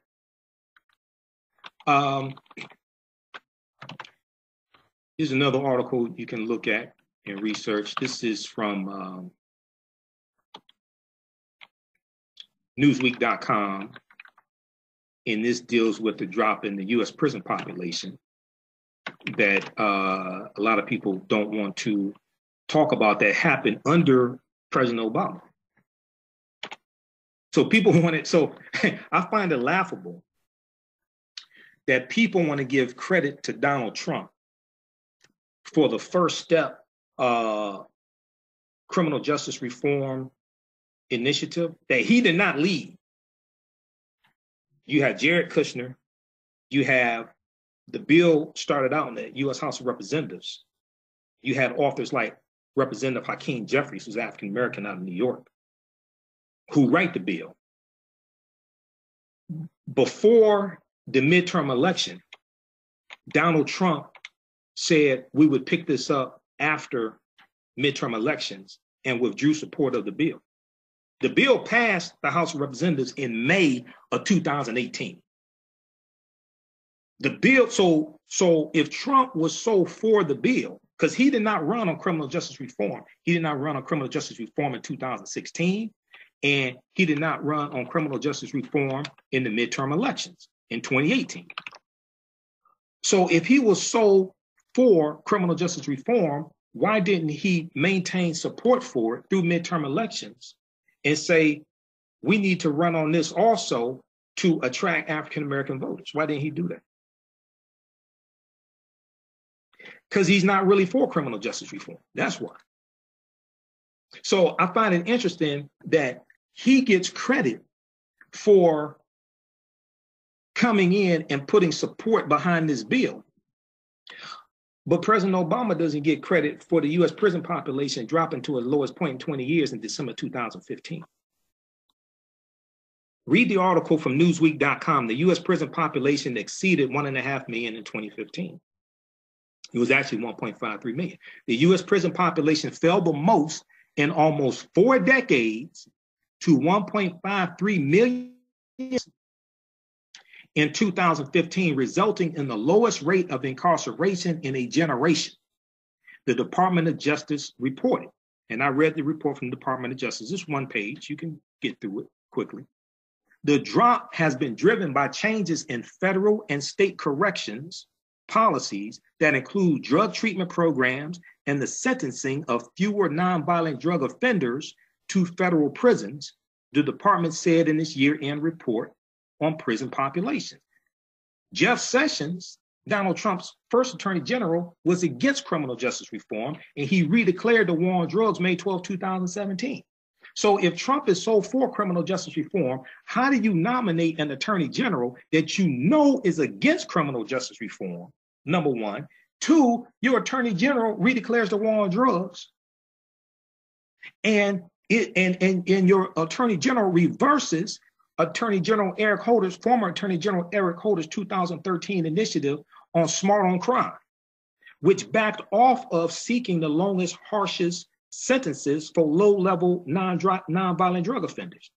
Sessions is against all that.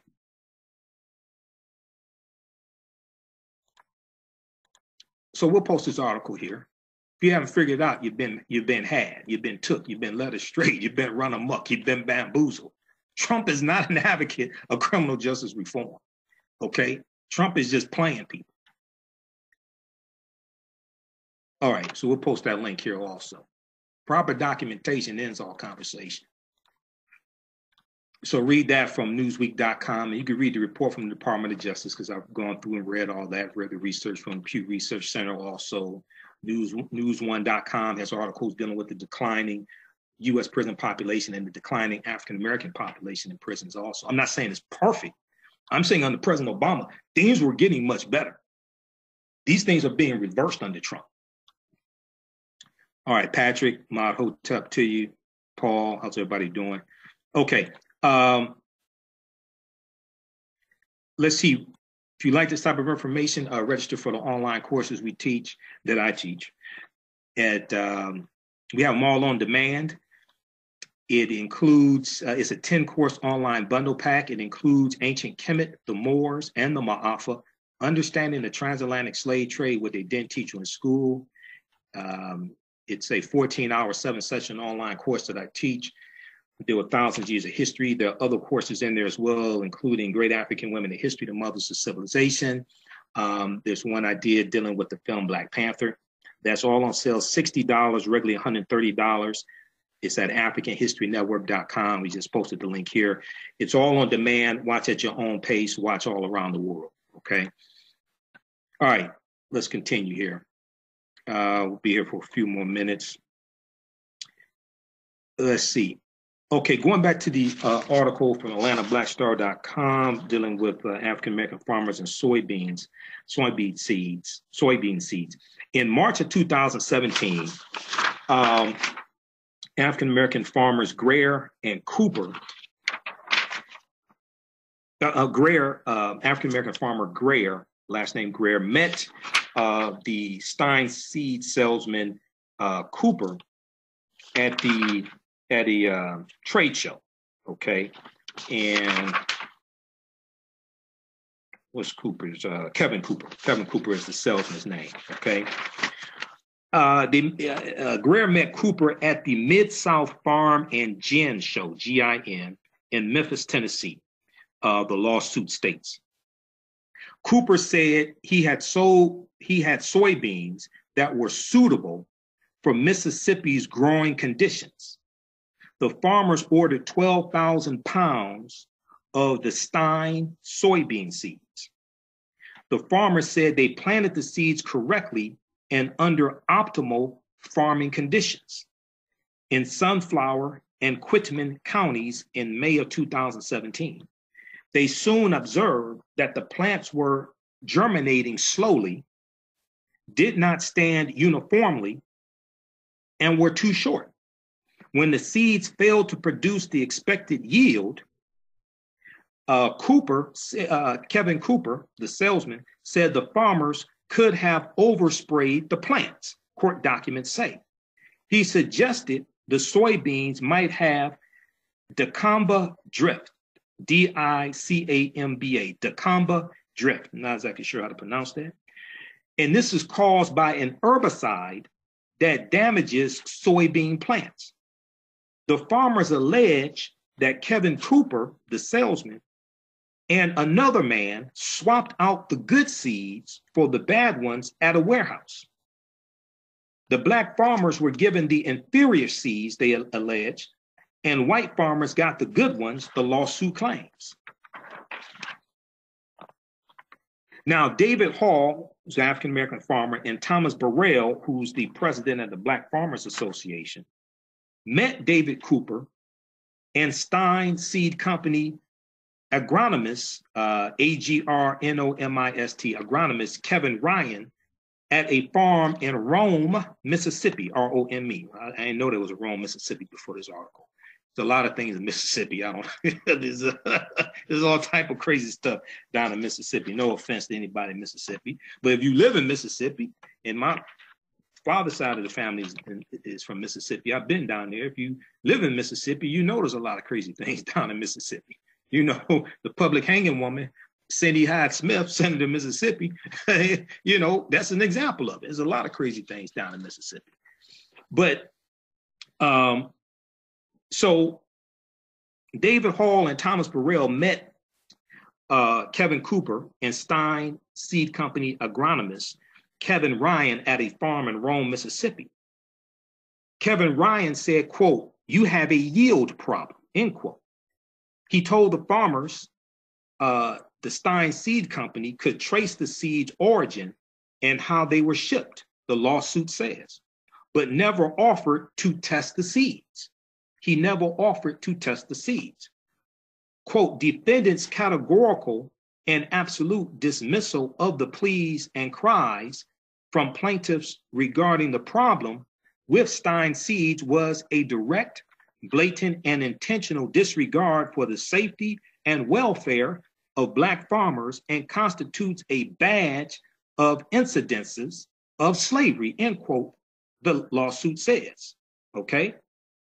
Defendants' categorical and absolute dismissal of the pleas and cries from plaintiffs regarding the problem with Stein Seeds was a direct, blatant, and intentional disregard for the safety and welfare of Black farmers and constitutes a badge of incidences of slavery.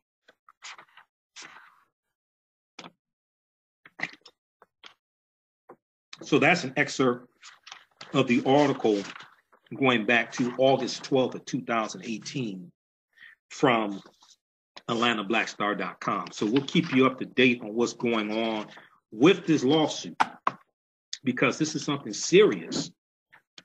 And this ties into a history of various tactics that were used to steal our land. Okay. All right. Let's go back to some of your comments here very quickly. And visit our website, AfricanHistoryNetwork.com. We have a special promotion right now. Get 20% off your entire order of $100 or more. All of my DVD lectures are there. I have about 40 of my DVD lectures there. We have other lectures, some documentaries, things like that. Some of the documentaries I'm in. So that's at AfricanHistoryNetwork.com, okay? Get 20% off your entire order of 20% off your order of $100 or more. It applies to most bundle packs. You have a lot of my lectures in bundle packs there also. Will you be speaking in Dallas in 2019? Kimberly Wallace asked. If you want me to do, now I don't have any plans right now. If you want me to do a presentation for your group or organization, email me at info@AfricanHistoryNetwork.com and we can make it happen. Okay, email me at info at africanhistorynetwork.com. If you want me to do a presentation for your group or organization, and we'll make it happen. I'm speaking in Detroit, December 27th, second day of Kwanzaa, the Charles H. Wright Museum of African American History for the Malcolm X Grassroots Movement. That's from 6 p.m. to 9 p.m. I'm the keynote speaker there. And I'll be speaking on, I think it's December 30th, 29th or 30th. The People's Action Committee, they're doing another business event at Birch Warehouse. So that's either the 29th or 30th, is dealing with Kwanzaa. I'm speaking there also, okay? You can also call us 313-462-0003, 313-462-0003, but I can respond very quickly to email, okay? What's the date there here? December 29th. Yes, December 29th, that's taking place. And that's dealing with Kwanzaa also. So we'll have the flyers. We'll announce that on our radio show also. Adam, okay, so how you all like this type of information? We have Adam here as well, some of the people listening. Anita, Kent in Detroit.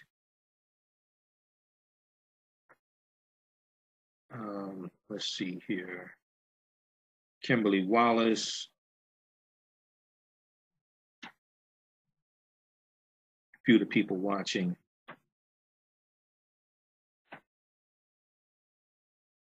So be sure to follow us on our fan page, The African History Network. And then also, when you follow us, turn on the notifications so you'll be notified when we go live. When you follow us on YouTube, Michael Imhotep, IMHOTEP on YouTube, click on subscribe and click on the bell notification. That'll notify you when we go live. It'll notify you when we upload new videos also. Wesley said, let's stop talking about what happened or didn't happen while President Obama was the nation's president. We need to talk about what happened because most of us don't understand what happened. Most of us don't understand that there have been over 100 policy reversals that Trump has put in place, and he's reversing policies from President Obama. We don't understand how Betsy DeVos is gutting the Department of Education.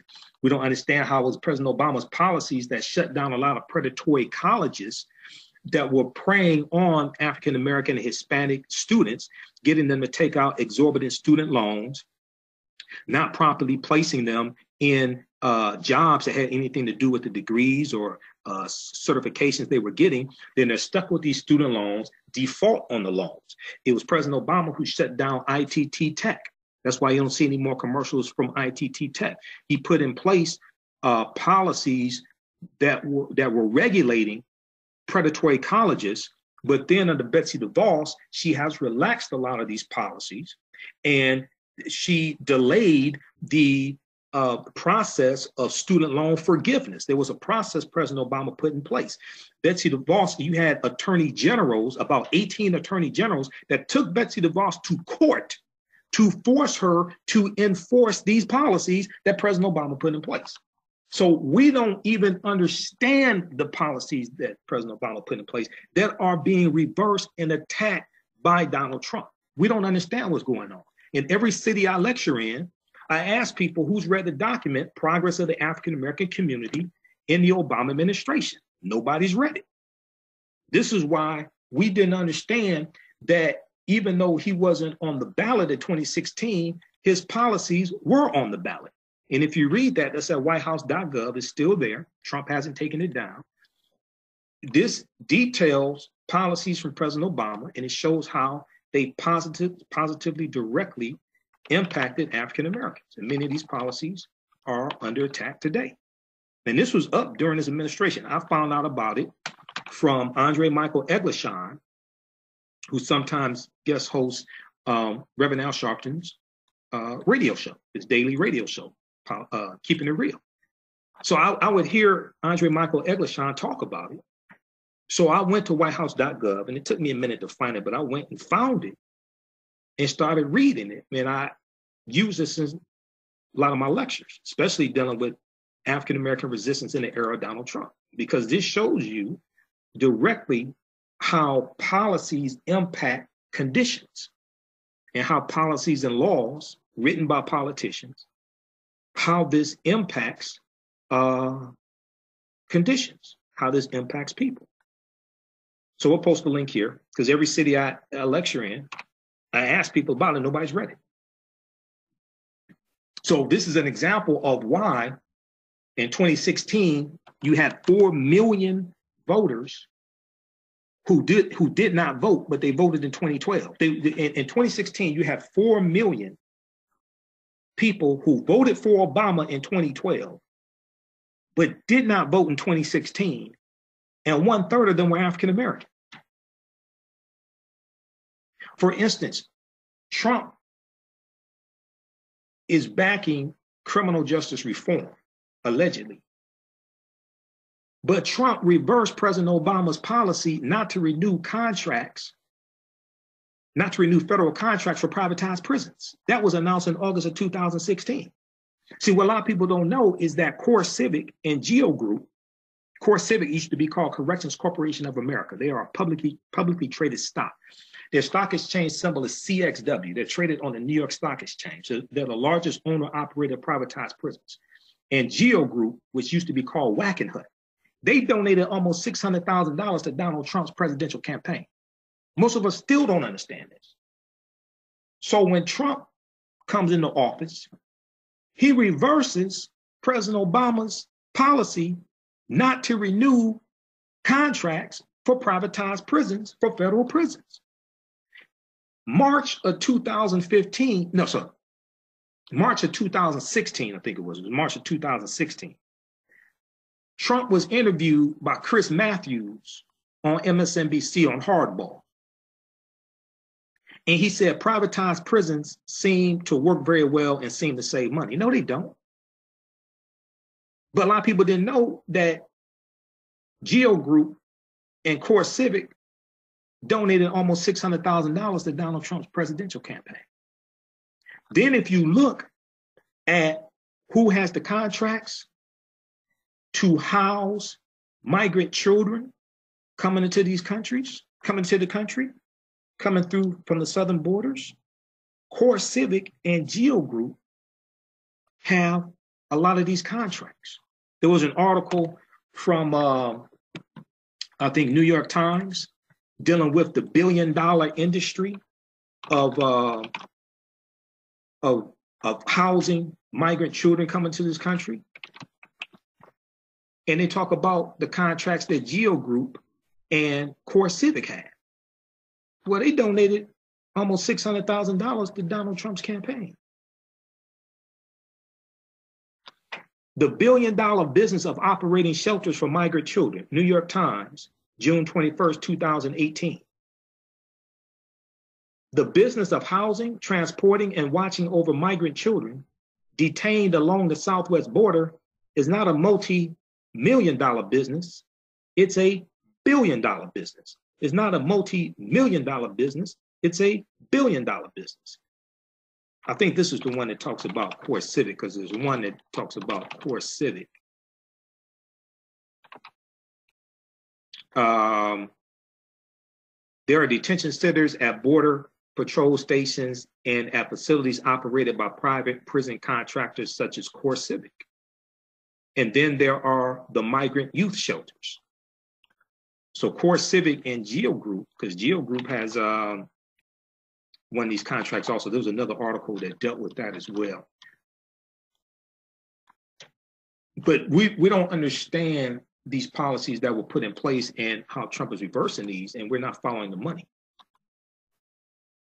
So this is why when I talk about political self-defense and understanding how to protect your gains, many of us don't understand the concept of protecting our gains because we don't study policy and we're not reading the right information. So we don't understand the policies that are being put in place and how they're impacting us. So we just posted a link to that article.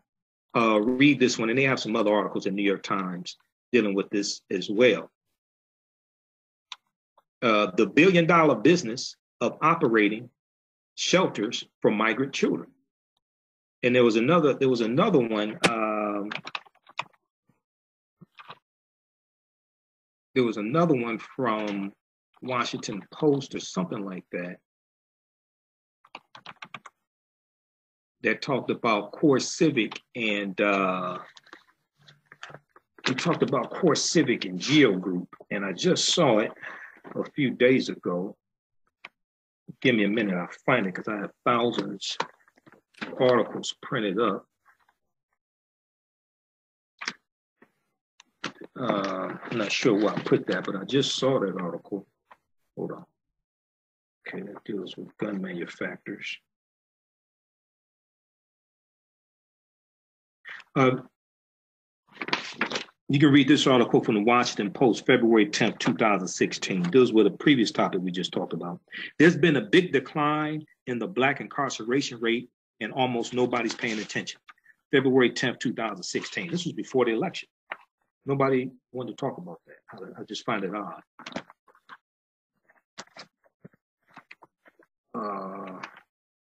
Where's that damn article? I just saw it. I think it's in file folder. I take the radio station, one of them. America's white population. Hold on. Is this? Oh, here we go. Yeah, here we go. Trump's immigrant detention plans benefit private prison operators. See, we're not following the money. We don't understand these policies. Trump's immigrant detention plans benefit private prisons. Okay, and this is from the Wall Street Journal. Core Civic, Geo Group, both Trump campaign contributors, have become more reliant on ICE revenue in recent years. And this is from July 2nd, 2018. Okay. And it says Tennessee-based Core Civic and Florida-based Geo Group have already been helped by higher federal funding on immigration and customs enforcement. And I can bring up the article now, being that I know the name of it.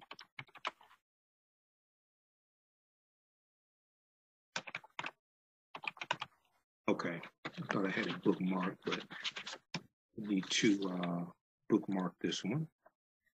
Now the Trump administration is seeking $2.8 billion in the 2019 budget year. Now the budget is $4.1 trillion, which largely comes from taxpayer dollars. Keep that in mind. The budget is $4.1 trillion. 2019 budget year to increase the number of beds in immigrant detention centers to 52,000, 49,500 adult, 2,500 family beds, from about 40,000 now, a spokesman said. Shares in both companies rose last month, because these are both publicly traded companies, Core Civic and Geo Group. They're traded on the stock exchange. An ICE official said it made the request for information on potential facilities. Shares in both companies rose last month after ICE issued a notice that it may seek 15,000 new beds for families. Okay, but you can read this article. This talks about how these two companies that donated almost $600,000 to Donald Trump's campaign, how they're profiting from the crisis at the border and providing detention centers for migrants. So follow the money.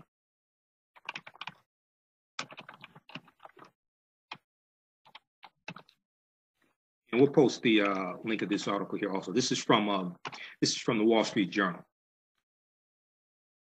Sometimes with the Wall Street Journal, when you go to their website, they block it because they want you to pay for a lot of these articles. A lot of times you can Google the name of the article and pull it up that way and read the entire article there, go in the back door without having to take out a subscription. Sometimes it works, sometimes it doesn't work.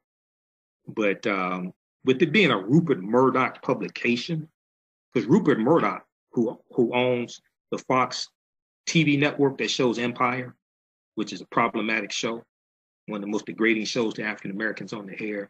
He owns the Fox news network that attacks African Americans on a daily basis, that has Sean Hannity and had Bill O'Reilly, got rid of Bill O'Reilly, has Sean Hannity and Laura Ingraham and Geraldo Rivera and Tucker Carlson, people like this, attack African Americans on a daily basis.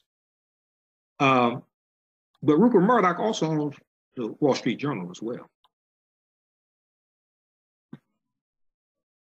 Okay, we'll post a link here for this article also. Trump's immigrant detention plans benefit private prison operators. So we understand how to connect the dots, how to follow the money.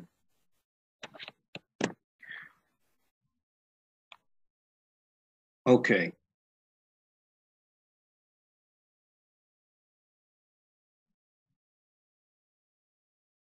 Okay, we've got Renee, we've got Vivian.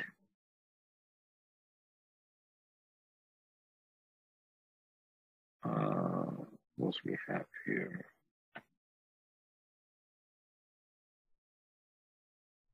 Okay, there's some of the people here. All right. Also, once again, hey, if you like this type of information, you could donate to the African History Network. It helps us to keep doing the research, stay on the air, keep broadcasting. PayPal.me, paypal.me/the AHN show, paypal.me/the AHN show, or go to AfricanHistoryNetwork.com, click on the yellow donate button right on the homepage, because right there on the homepage, you can use that if you don't have a PayPal account, allows you to use debit card or credit card. All right, look, we have to get out of here. Listen to the African History Network show every Sunday, 9 p.m. to 11 p.m. Eastern Standard Time. We broadcast on Facebook Live. You can go to our website, AfricanHistoryNetwork.com. It has the information how to listen live on 9:10 a.m. Superstation. You can listen to the audio podcast also on blogtalkradio.com or wherever you get your podcasts from. Remember, at the African History Network, we focus on educating, empowering, and inspiring people of African descent throughout the diaspora and around the world, because right knowledge corrects wrong behavior. What you do for yourself, what you do to yourself, and what you allow other people to do to you and get away with is based upon what you think about yourself. What you think about yourself is based upon what you have been taught about yourself. What you've been taught about yourself is based upon everything you've read, heard, and seen about yourself. Okay, remember, right knowledge corrects wrong behavior. It's not over till we win. Wakanda forever. We'll talk to you next time. Peace.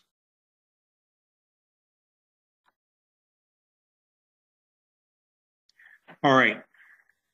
Hey, this is Michael Imhotep, founder of the African History Network, host of the African History Network show. I'm a talk show host, researcher, lecturer, and writer. Okay, we are back for part 2.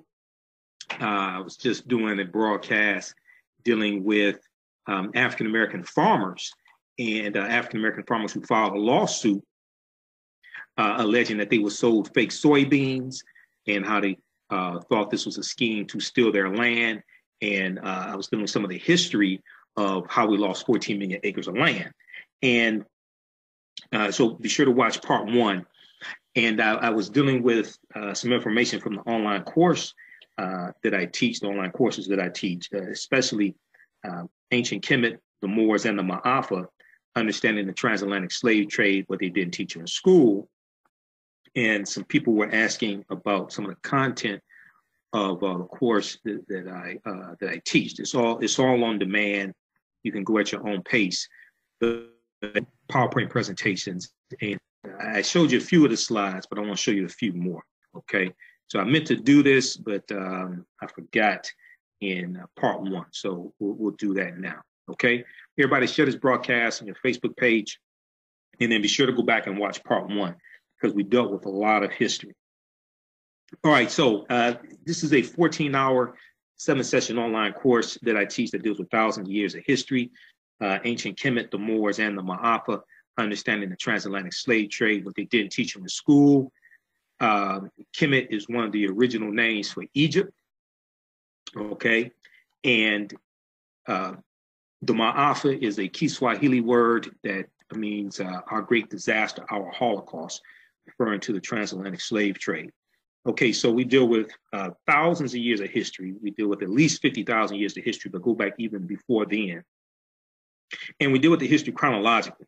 And as I was talking about, we talked about Dr. David Imhotep's book, The First Americans Were Africans, Documented Evidence.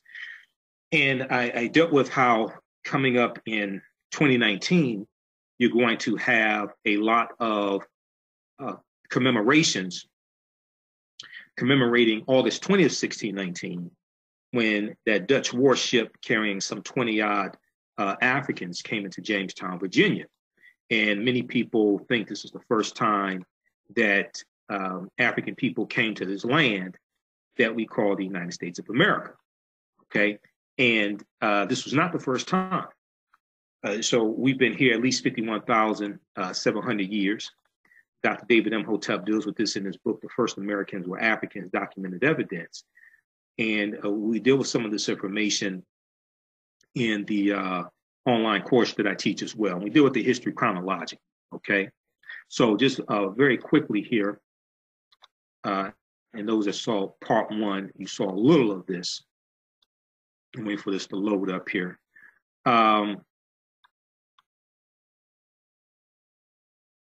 Okay, and I'll show you the cover of his book. So this slide right here, so this is his book, The First Americans Were Africans, Documented Evidence. And it deals with an African presence in this country dating back at least 51,700 years ago. The Africans known as the Khoisan, who are the short-statured people. They're the ancestors to the Ainu and the Twa. They go all around the world. The Twa are derisively called pygmies in European anthropology, okay? They are negatively, derisively referred to as pygmies, okay? So what they found in 2004 in Allendale County, South Carolina, by Dr. Albert Goodyear, they found 13 different types of evidence documenting an African presence in this country that dates back at least 51,700 years ago. So even though we were already here, there were still Africans brought here during the transatlantic slave trade. But they found artifacts, architecture, campsites, carvings, Egyptian writings, footprints in lava, genetic M174D haploid groups dealing with DNA and genetics and linguistics, DNA and genetics. They found linguistics, paintings, skulls, skeletons, structures, and tools, 13 different disciplines, okay? And also, I forgot to tell you, this is at our website, AfricanHistoryNetwork.com. You go to our website, AfricanHistoryNetwork.com. You can register there. We have a 10-course online bundle pack. The courses are all on demand, and it includes this one here, Ancient Kemet, the Moors, and the Ma'afa, Understanding the Transatlantic Slave Trade, what they didn't teach in school. It's on sale $60 right now, regularly $130. This article right here is from ScienceDaily.com. This deals with, this is a picture of Dr. Albert Goodyear, who's an archaeologist at the University of South Carolina. This came from an article from 2004, November 18, 2004, entitled New Evidence Puts Man in North America 50,000 Years Ago. And here's a synopsis of what ScienceDaily.com says about the article. Radiocarbon tests of carbonized plant remains where artifacts were unearthed last May along the Savannah River in Allendale County by University of South Carolina archaeologist Dr. Albert Goodyear indicates that the sediments containing these artifacts are at least 50,000 years old, meaning that humans inhabited North America long before the last ice age. Okay, so this is not what I'm saying or Dr. David Imhotep saying. This is what the evidence shows. Okay, so we deal with a lot of archaeological discoveries like this one here from 2010, where they found stone tools on the Greek island of Crete that date back 130,000 years ago. And Crete has been an island for 5 million years, and they found stone tools, which means these Africans sailed there. They had to have sailed there. So here's an overview of some of the things that we deal with. Let me pull this up here just a second. Looking through these slides. Okay, so we deal with what was the transatlantic slave trade. How did it start? Why did it start? Things like this. And you have to understand the 800-year occupation of Europe by the Africans known as the Moors. Okay, we can't look at this episodically. We have to study this chronologically. All right, so that's why the approach that I take. That's why I approach it the way I do, because of what I studied and who some of my teachers have been, et cetera. So I understand we can't start in 1440 with the Portuguese who were the first ones involved in the transatlantic slave trade, or we can't start in with Columbus, August 3rd, 1492, setting sail on the Nina Pinta of Santa Maria, who helps to lay the foundation for slavery, racism, capitalism, and the exploitation of indigenous people. We need to go back before then. Professor Kaba Hiawatha Kamene, formerly known as Booker T. Coleman, who's one of my teachers. You've seen some of my interviews with him or heard some of my interviews with him. He's in the Hidden Colors documentaries. He talked about how to understand the existence of something, we must first understand the pre-existence of existence. To understand the existence of something, we first must understand the pre-existence of existence. So we do, what was the transatlantic slave trade? What were some of the events that led up to it starting? What role did Christopher Columbus play?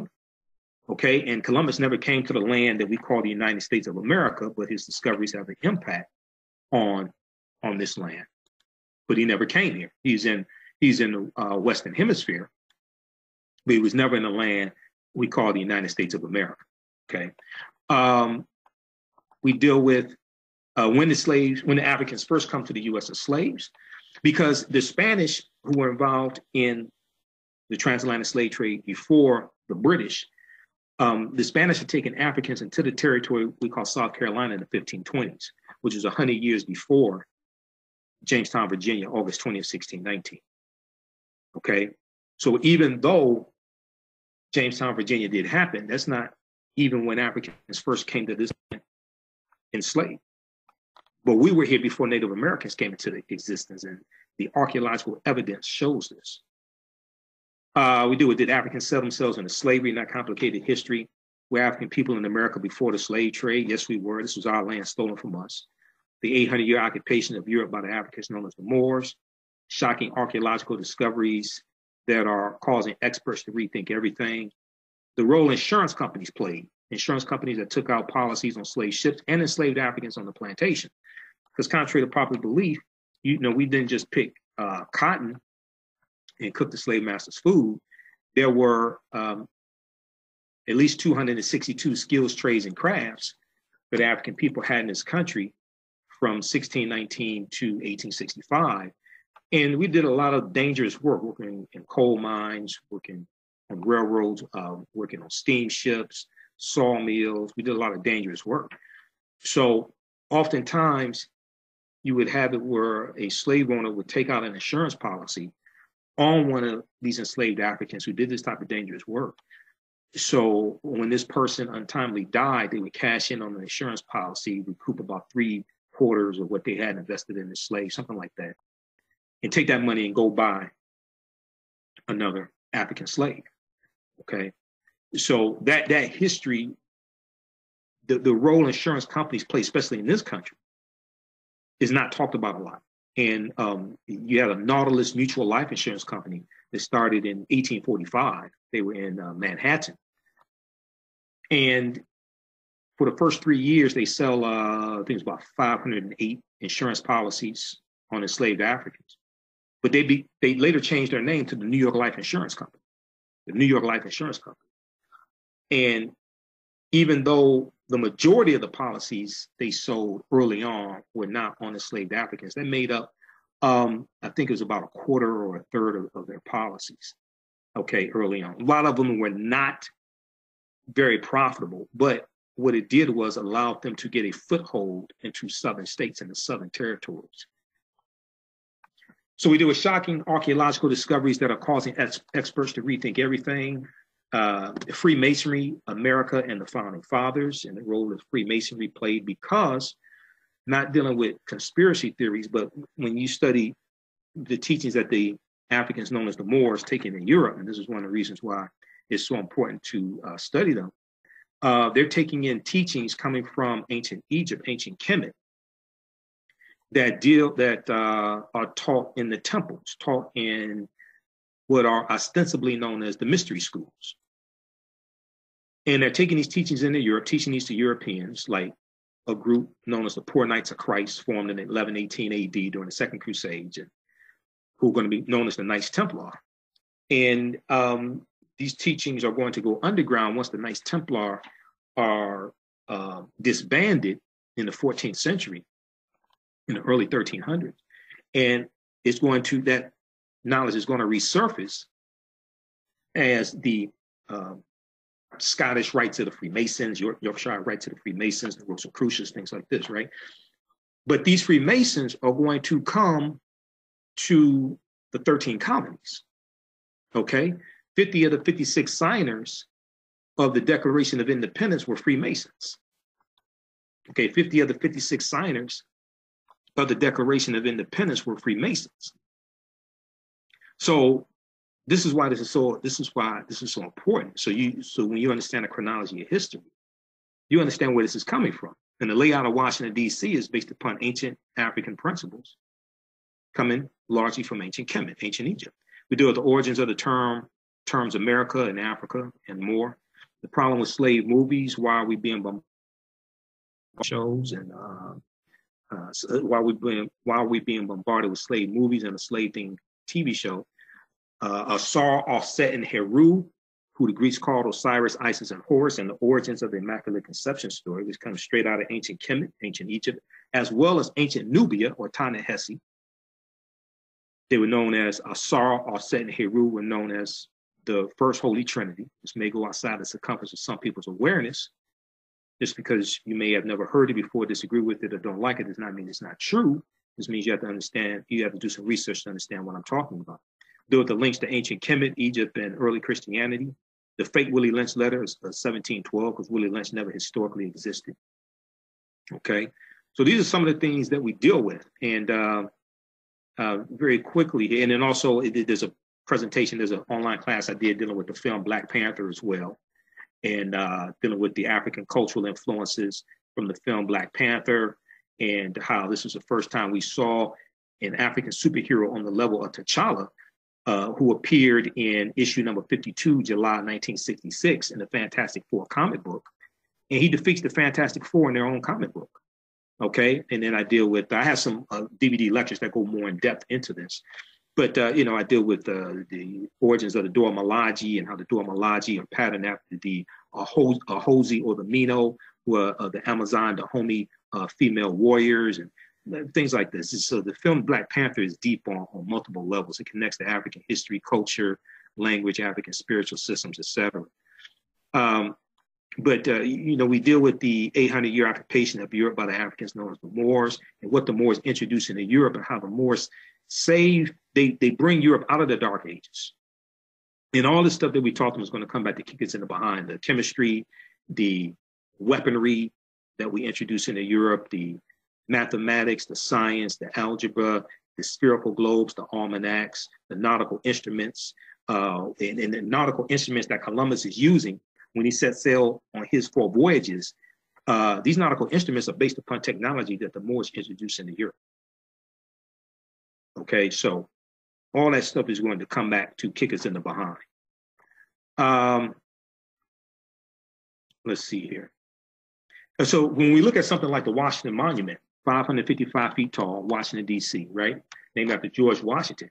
That is a ancient African symbol called a tekken. The Greeks call it an obelisk, but it comes out straight out of ancient Kemet, ancient Egypt.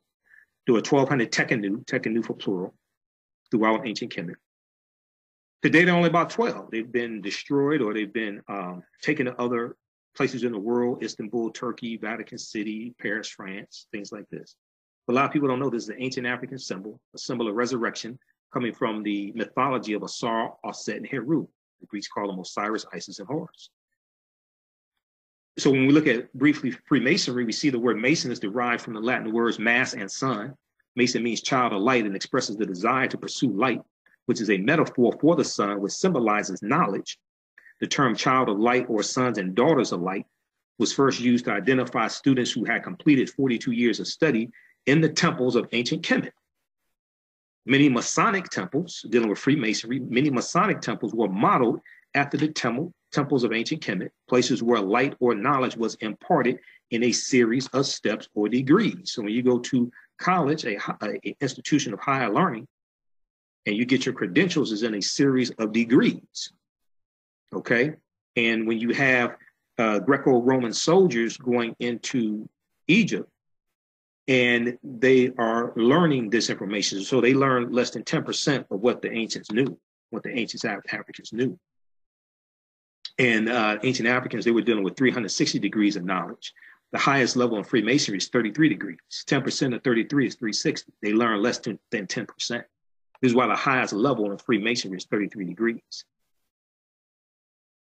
Okay, but this goes back to what our ancestors were studying and teaching. Page 18 and 32 of Egypt on the Potomac by Tony Browder, because that book deals with how the whole layout of Washington, D.C. is a copy of ancient Africa, of ancient Egypt, specifically of ancient Egypt. Okay, Wakanda forever, yes. And I deal with, not all Africans were Moors. I never said all Africans were Moors, but the majority of Moors were African. I never said all Africans were Moors. There's a difference. Okay, so I'm not sure where you got that from.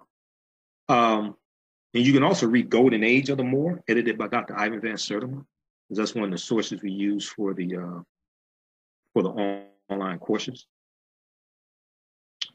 And the Arabs refer to the Arabs call Moors Berbers also. That's something that they talk about in Golden Age of the Moor.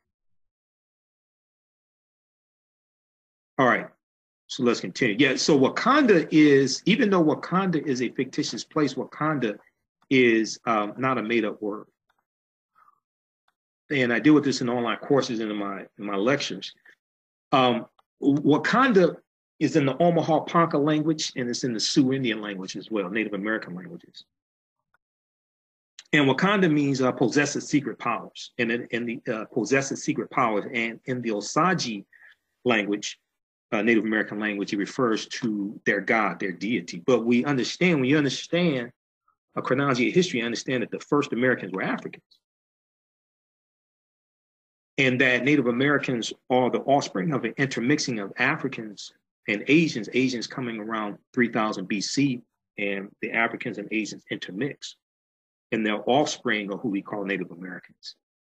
And Dr. David Imhotep deals with this thoroughly in his book. But also, you have groups of African nations that were here who get reclassified by Europeans as Native Americans as well. So 50 of the 56 signers of the Declaration of Independence were Freemasons, but 13 of the 39 signers of the U.S. Constitution were Freemasons also. Okay. So check out Egypt on the Potomac by Tony Browder. Here's a famous statue of Asar or Osiris in the middle, and Aset to his left with the sun disk. Isis, Aset meaning she of throne, and Heru or Horus, the sun. And here's a famous statue of Aset with the baby Heru. Heru born on December 25th by a virgin birth. And in Nile Valley Contributions to Civilization, Tony Browder, pages 94 and 95, he deals with how the story of the Immaculate Conception, the virgin birth, the adoration, that goes back to ancient Nubia, at least 3300 BC. Those stories go back to ancient Nubia, at least 3300 BC. And then we see DC Comics, through cultural appropriation, they create a super heroine named Isis, and they have a TV show in the 1970s that I used to watch every Saturday morning, the Shazam and Isis Hour. So they showed us this white woman, and this is the DVD cover of the complete series, the DVD box set, complete series of the Secrets of Isis TV show from the 1970s. And I know a couple of years ago, I was watching some of the episodes on Hulu, the streaming service Hulu.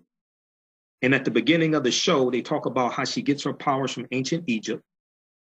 And they mention some of the Kemetic Egyptian deities, like Het Heru or Hathor. They mention Hathor, things like this. But she has the sun disk. She has the horns of Hathor or Het Heru.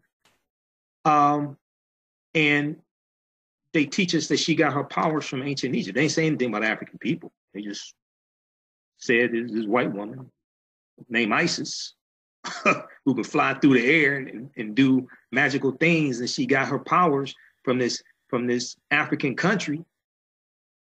But They ain't talk about African people really. So from Osset and Heru, you get the Black Madonna and Child. And Black Madonna and Child was worshipped all throughout Europe. They still have statues there in Poland and Russia and Italy of the Black Madonna and Child. This was worshipped all throughout Europe. Europeans worship African people. Europeans used to worship African people. And then with the rise of white supremacy, the rise of European powers coming out of the Dark Ages, going into the transatlantic slave trade, they're getting involved in the slave trade, they're conquering people's lands, they're extracting the wealth out of people's lands, enslaving people, setting up plantations like they did like the Spanish did, especially in Puerto Rico, Honduras, Panama, Cuba, Jamaica, Haiti. They're using the gold and silver that they find, the wealth, to rebuild these European nations. As you have a rise in European powers, you have a rise in European phenotypes. 1436, you have the Gutenberg printing press invented by Johannes Gutenberg. Now you can mass produce books, you can mass produce the lies. You have historical African figures that are reinterpreted as European.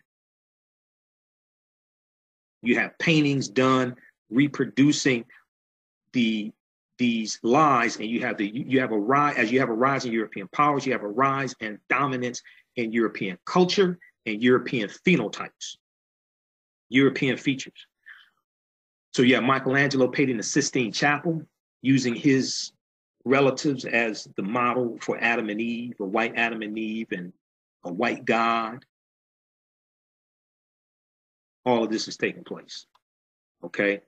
So these are some of the things. So we deal with a chronology of history so we can better understand the transatlantic slave trade. We can better understand what happened to the Moors in Europe, the debasement, the dehumanization of the Moors going back to about the 14th century, 1300s. And this is going to lead to the transatlantic slave trade taking place, okay? We deal with why Christmas is celebrated on December 25th, because contrary to popular belief, nowhere in the biblical text does it state that Jesus the Christ was born on December 25th. This may be a shocker to some people. You can't find anywhere in the actual biblical text, you can't cite chapter and verse where it states Jesus the Christ was born on December 25th, number one. Number two, the Bible doesn't even mention the celebration of Christmas, because the word Christmas comes from Christus Mass, and that comes about in 11th century AD, right around 1050 AD. Then also, the letter J wasn't invented till 1630 AD. So if you look up the word Jesus in the dictionary, and you study the etymology, which is the word origin, it takes you back to Yeshua, because the letter J didn't even exist at 1630 AD. The letter J is derived from the letter I. It's not by accident that in your 26-character alphabet, the letter J comes after the letter I, because the letter J is derived from the letter I, and the letter J is just an I with the hook on it. That's what the letter J is. Okay, so if you read Historical Origin of Christianity by Dr. Walter Williams, he deals with the chapter 9 of this book, deals with the whole history of the letter J. The letter J is just an I with a hook on it. So this is why if you read the Quran, the Holy Quran, the prophet's name is Isa.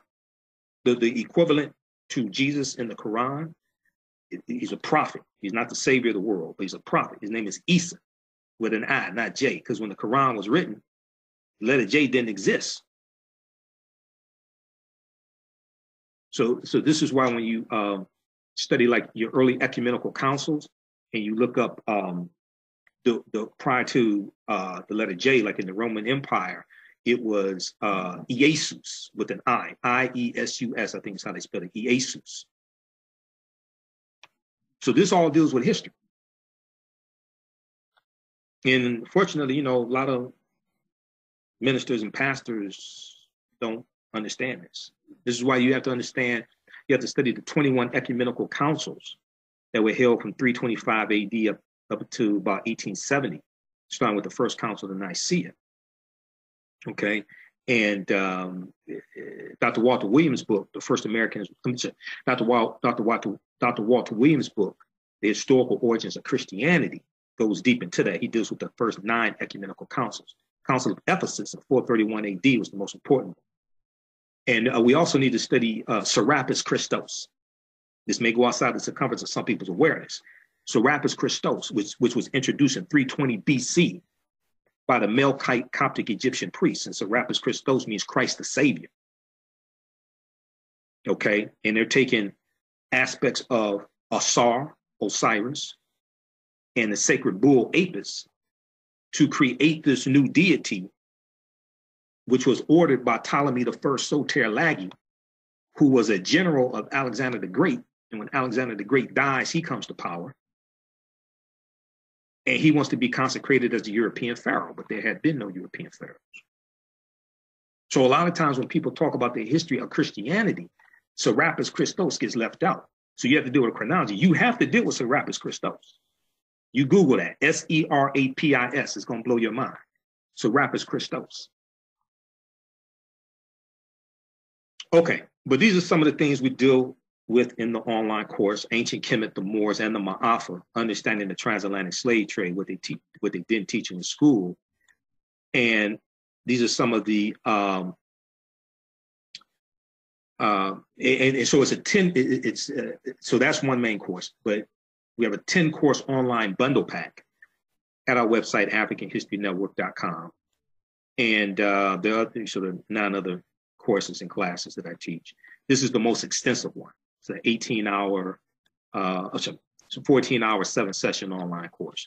And we deal with thousands of years of history, and we deal with this as much as possible chronologically, because you have to understand how a sequence of historical events lead up to other events taking place. So we have to understand this chronologically.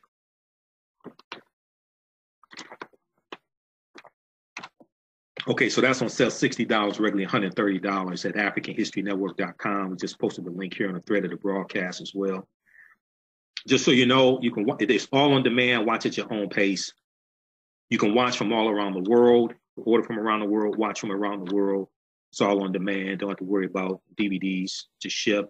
Don't have to worry about paying customs or anything like that. All right. Everybody share this broadcast on your Facebook page.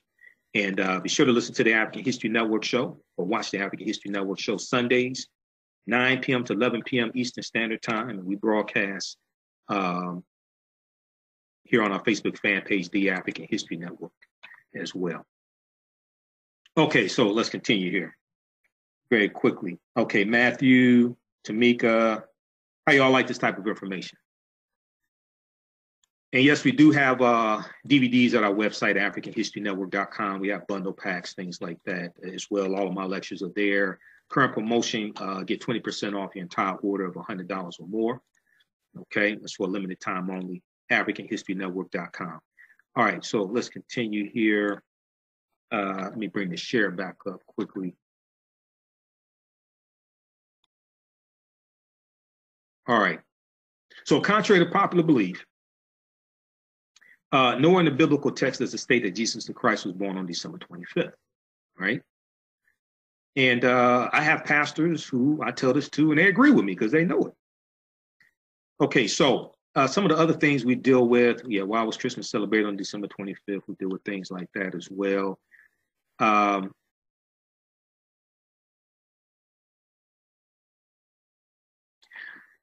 Stephen Biko, one of our great South African freedom fighters, who Denzel Washington portrayed in the 1987 movie Cry Freedom. He talked about how the most potent weapon in the hands of the oppressor is the mind of the oppressed. The most potent weapon in the hands of the oppressor is the mind of the oppressed, so we must take our minds back. This is something I learned about preparing for an interview I was doing with Runoko Rashidi. A few years ago, he came out with his book, Black Star, the African Presence in Early Europe. And I studied some of the history of the Moors in medieval times, right? But I was doing more research. Now, these are the 2 national flags of Corsica, which is a French island in the Mediterranean, and the national flag of Sardinia, which is an Italian island in the Mediterranean. These are their national flags, and on their national flags, they have African Moors' heads. Because the Moors were in these areas, it took a monumental effort to conquer them. And you see them with the bandana on their forehead, and you see them with the gold hoop earring. Okay, and a lot of African men, African Moors, wore hoop earrings. And if you look in Holland and you look at the celebration or the parade of Zwarte Piet, Black Pete, and Sinterklaas, you see the people of Holland, you see them putting on blackface and Afro wigs, and you see them imitating Black Pete. You have these parades that take place every year around Christmas time, late November, December, and you'll see articles about this. When you study the mythology behind it, now Sinterklaas is Dutch, which means Saint Nicholas, because the character of Santa Claus is introduced into the U.S. in the early 1700s when you have Dutch coming here, right around 1710. And they're bringing this character of Sinterklaas, which was more of a religious figure. They bring this to the U.S., and over a period of time, this religious figure of Sinterklaas gets transformed into the secular figure of Santa Claus. And you have artists like Thomas Nast, who's a N-A-S-T, who's a cartoonist, because N-A-S-T, Thomas Nast, who draws him as having the big belly and wearing a red suit and jolly and the red cheeks. You have Twas the Night Before Christmas. You have A Christmas Carol by Charles Dickens, and you have the poem Twas the Night Before Christmas, and all through the house not a creature was stirring, not even a mouse.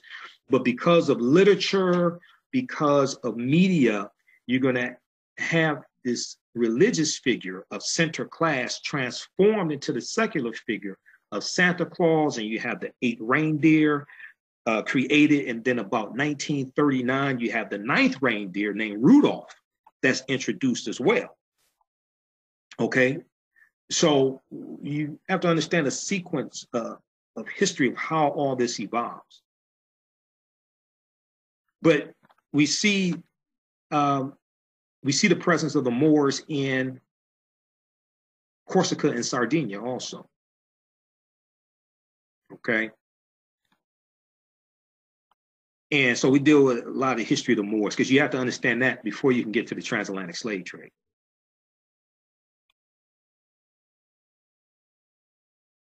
All right, so these are just a few of the things that we deal with in the online course, Ancient Kemet, the Moors, and the Ma'afa, Understanding the Transatlantic Slave Trade, what they didn't teach you in school. And we have that in the bundle pack of online courses on demand. When we look at Christopher Columbus, right? Columbus never came to the land we call the United States of America, which is really, really important for us to understand. So this is why I show you where Columbus went on his 4 voyages. Okay, and let's see here, it's showing the wrong view of this also. Let's stop the share and pick this back up. It's showing the wrong view. We want to look at that one here. Okay. So when we look at his first voyage very briefly, August 3rd, 1492, he set sail on the Nina, the Pinta, and the Santa Maria. This is after the Moors lose their last stronghold in Spain, January 2nd, 1492, which was Grenada. He goes into the Bahamas, which he calls San Salvador. He goes into Cuba, Hispaniola, which is later Haiti. Second voyage, September 1493, he goes into the West Indies and Puerto Rico, or Boricuan. He goes into Jamaica in 1494. Third voyage, May 1498, Trinidad and Venezuelan mainland in South America. Fourth voyage, May 1504. This is his last voyage because he died in 1506. He goes into Panama and Honduras in Central America. He never comes to the land we call the United States of America. But as Dr. David Imhotep talks about in his book, The First Americans Were Africans, Documented Evidence, at least 70% of the people Columbus encounters in his 4 voyages were African people. He talks about this in his book. Okay? So these are some of the things that that we deal with, all right? So I know some people are asking about some of the content, so I wanted to show you that. So that's available at AfricanHistoryNetwork.com. And we have bundle packs. And if you like digital downloads, because more and more people are asking for digital downloads, we have a Black Panther 8 digital download bundle pack. Okay. a Black Panther 8 digital download bundle pack, which includes 8 of my lectures, including 3 of them dealing with the film Black Panther. You get some other lectures, The Light of Ancient Egypt Awakens the African Mind, Economic Empowerment, one I did on Malcolm X, one I did for children dealing with the film Black Panther. Human Guinea Pigs, the history of the Tuskegee experiment, of untreated syphilis on the Negro male, and dispel a lot of myths about that.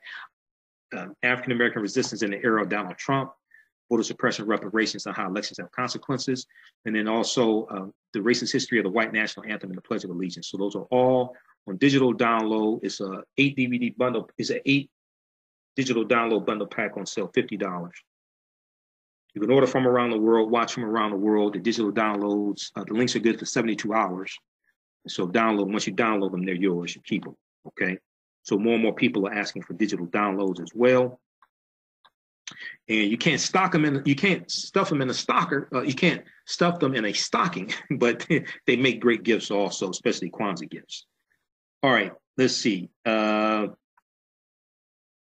Gary said he used to watch it, I guess, the ISIS show, Secrets of ISIS. Yeah, and in the 1970s, we didn't know any better.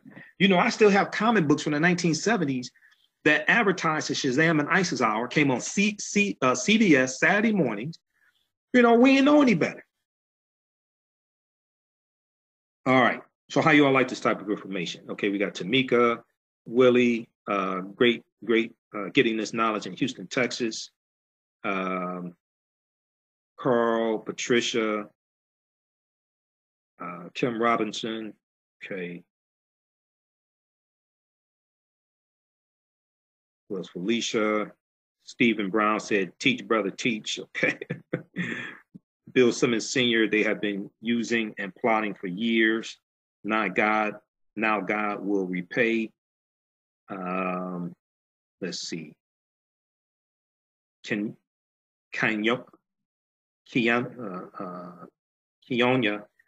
said, yes, break it down.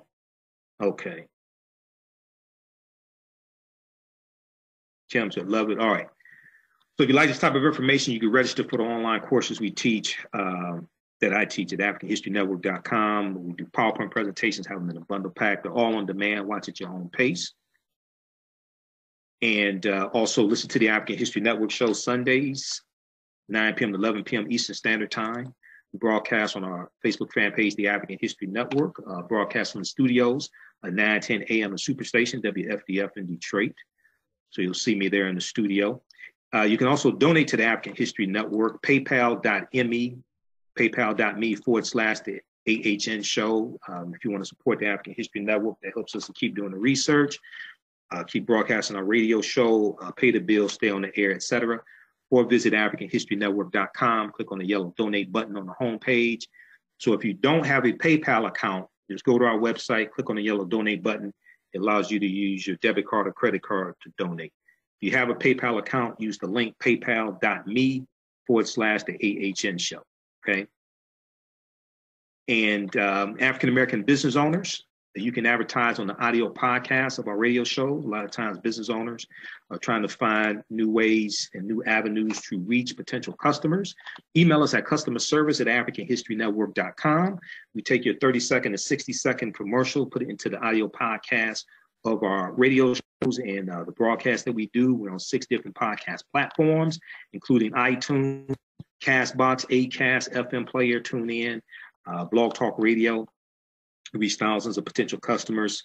Current promotion, get 50% off your first month. Second month is free. Customer service at AfricanHistoryNetwork.com. All right.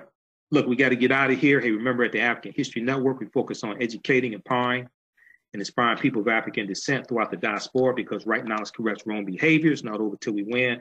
Wakanda forever. We'll talk to you next time. Peace.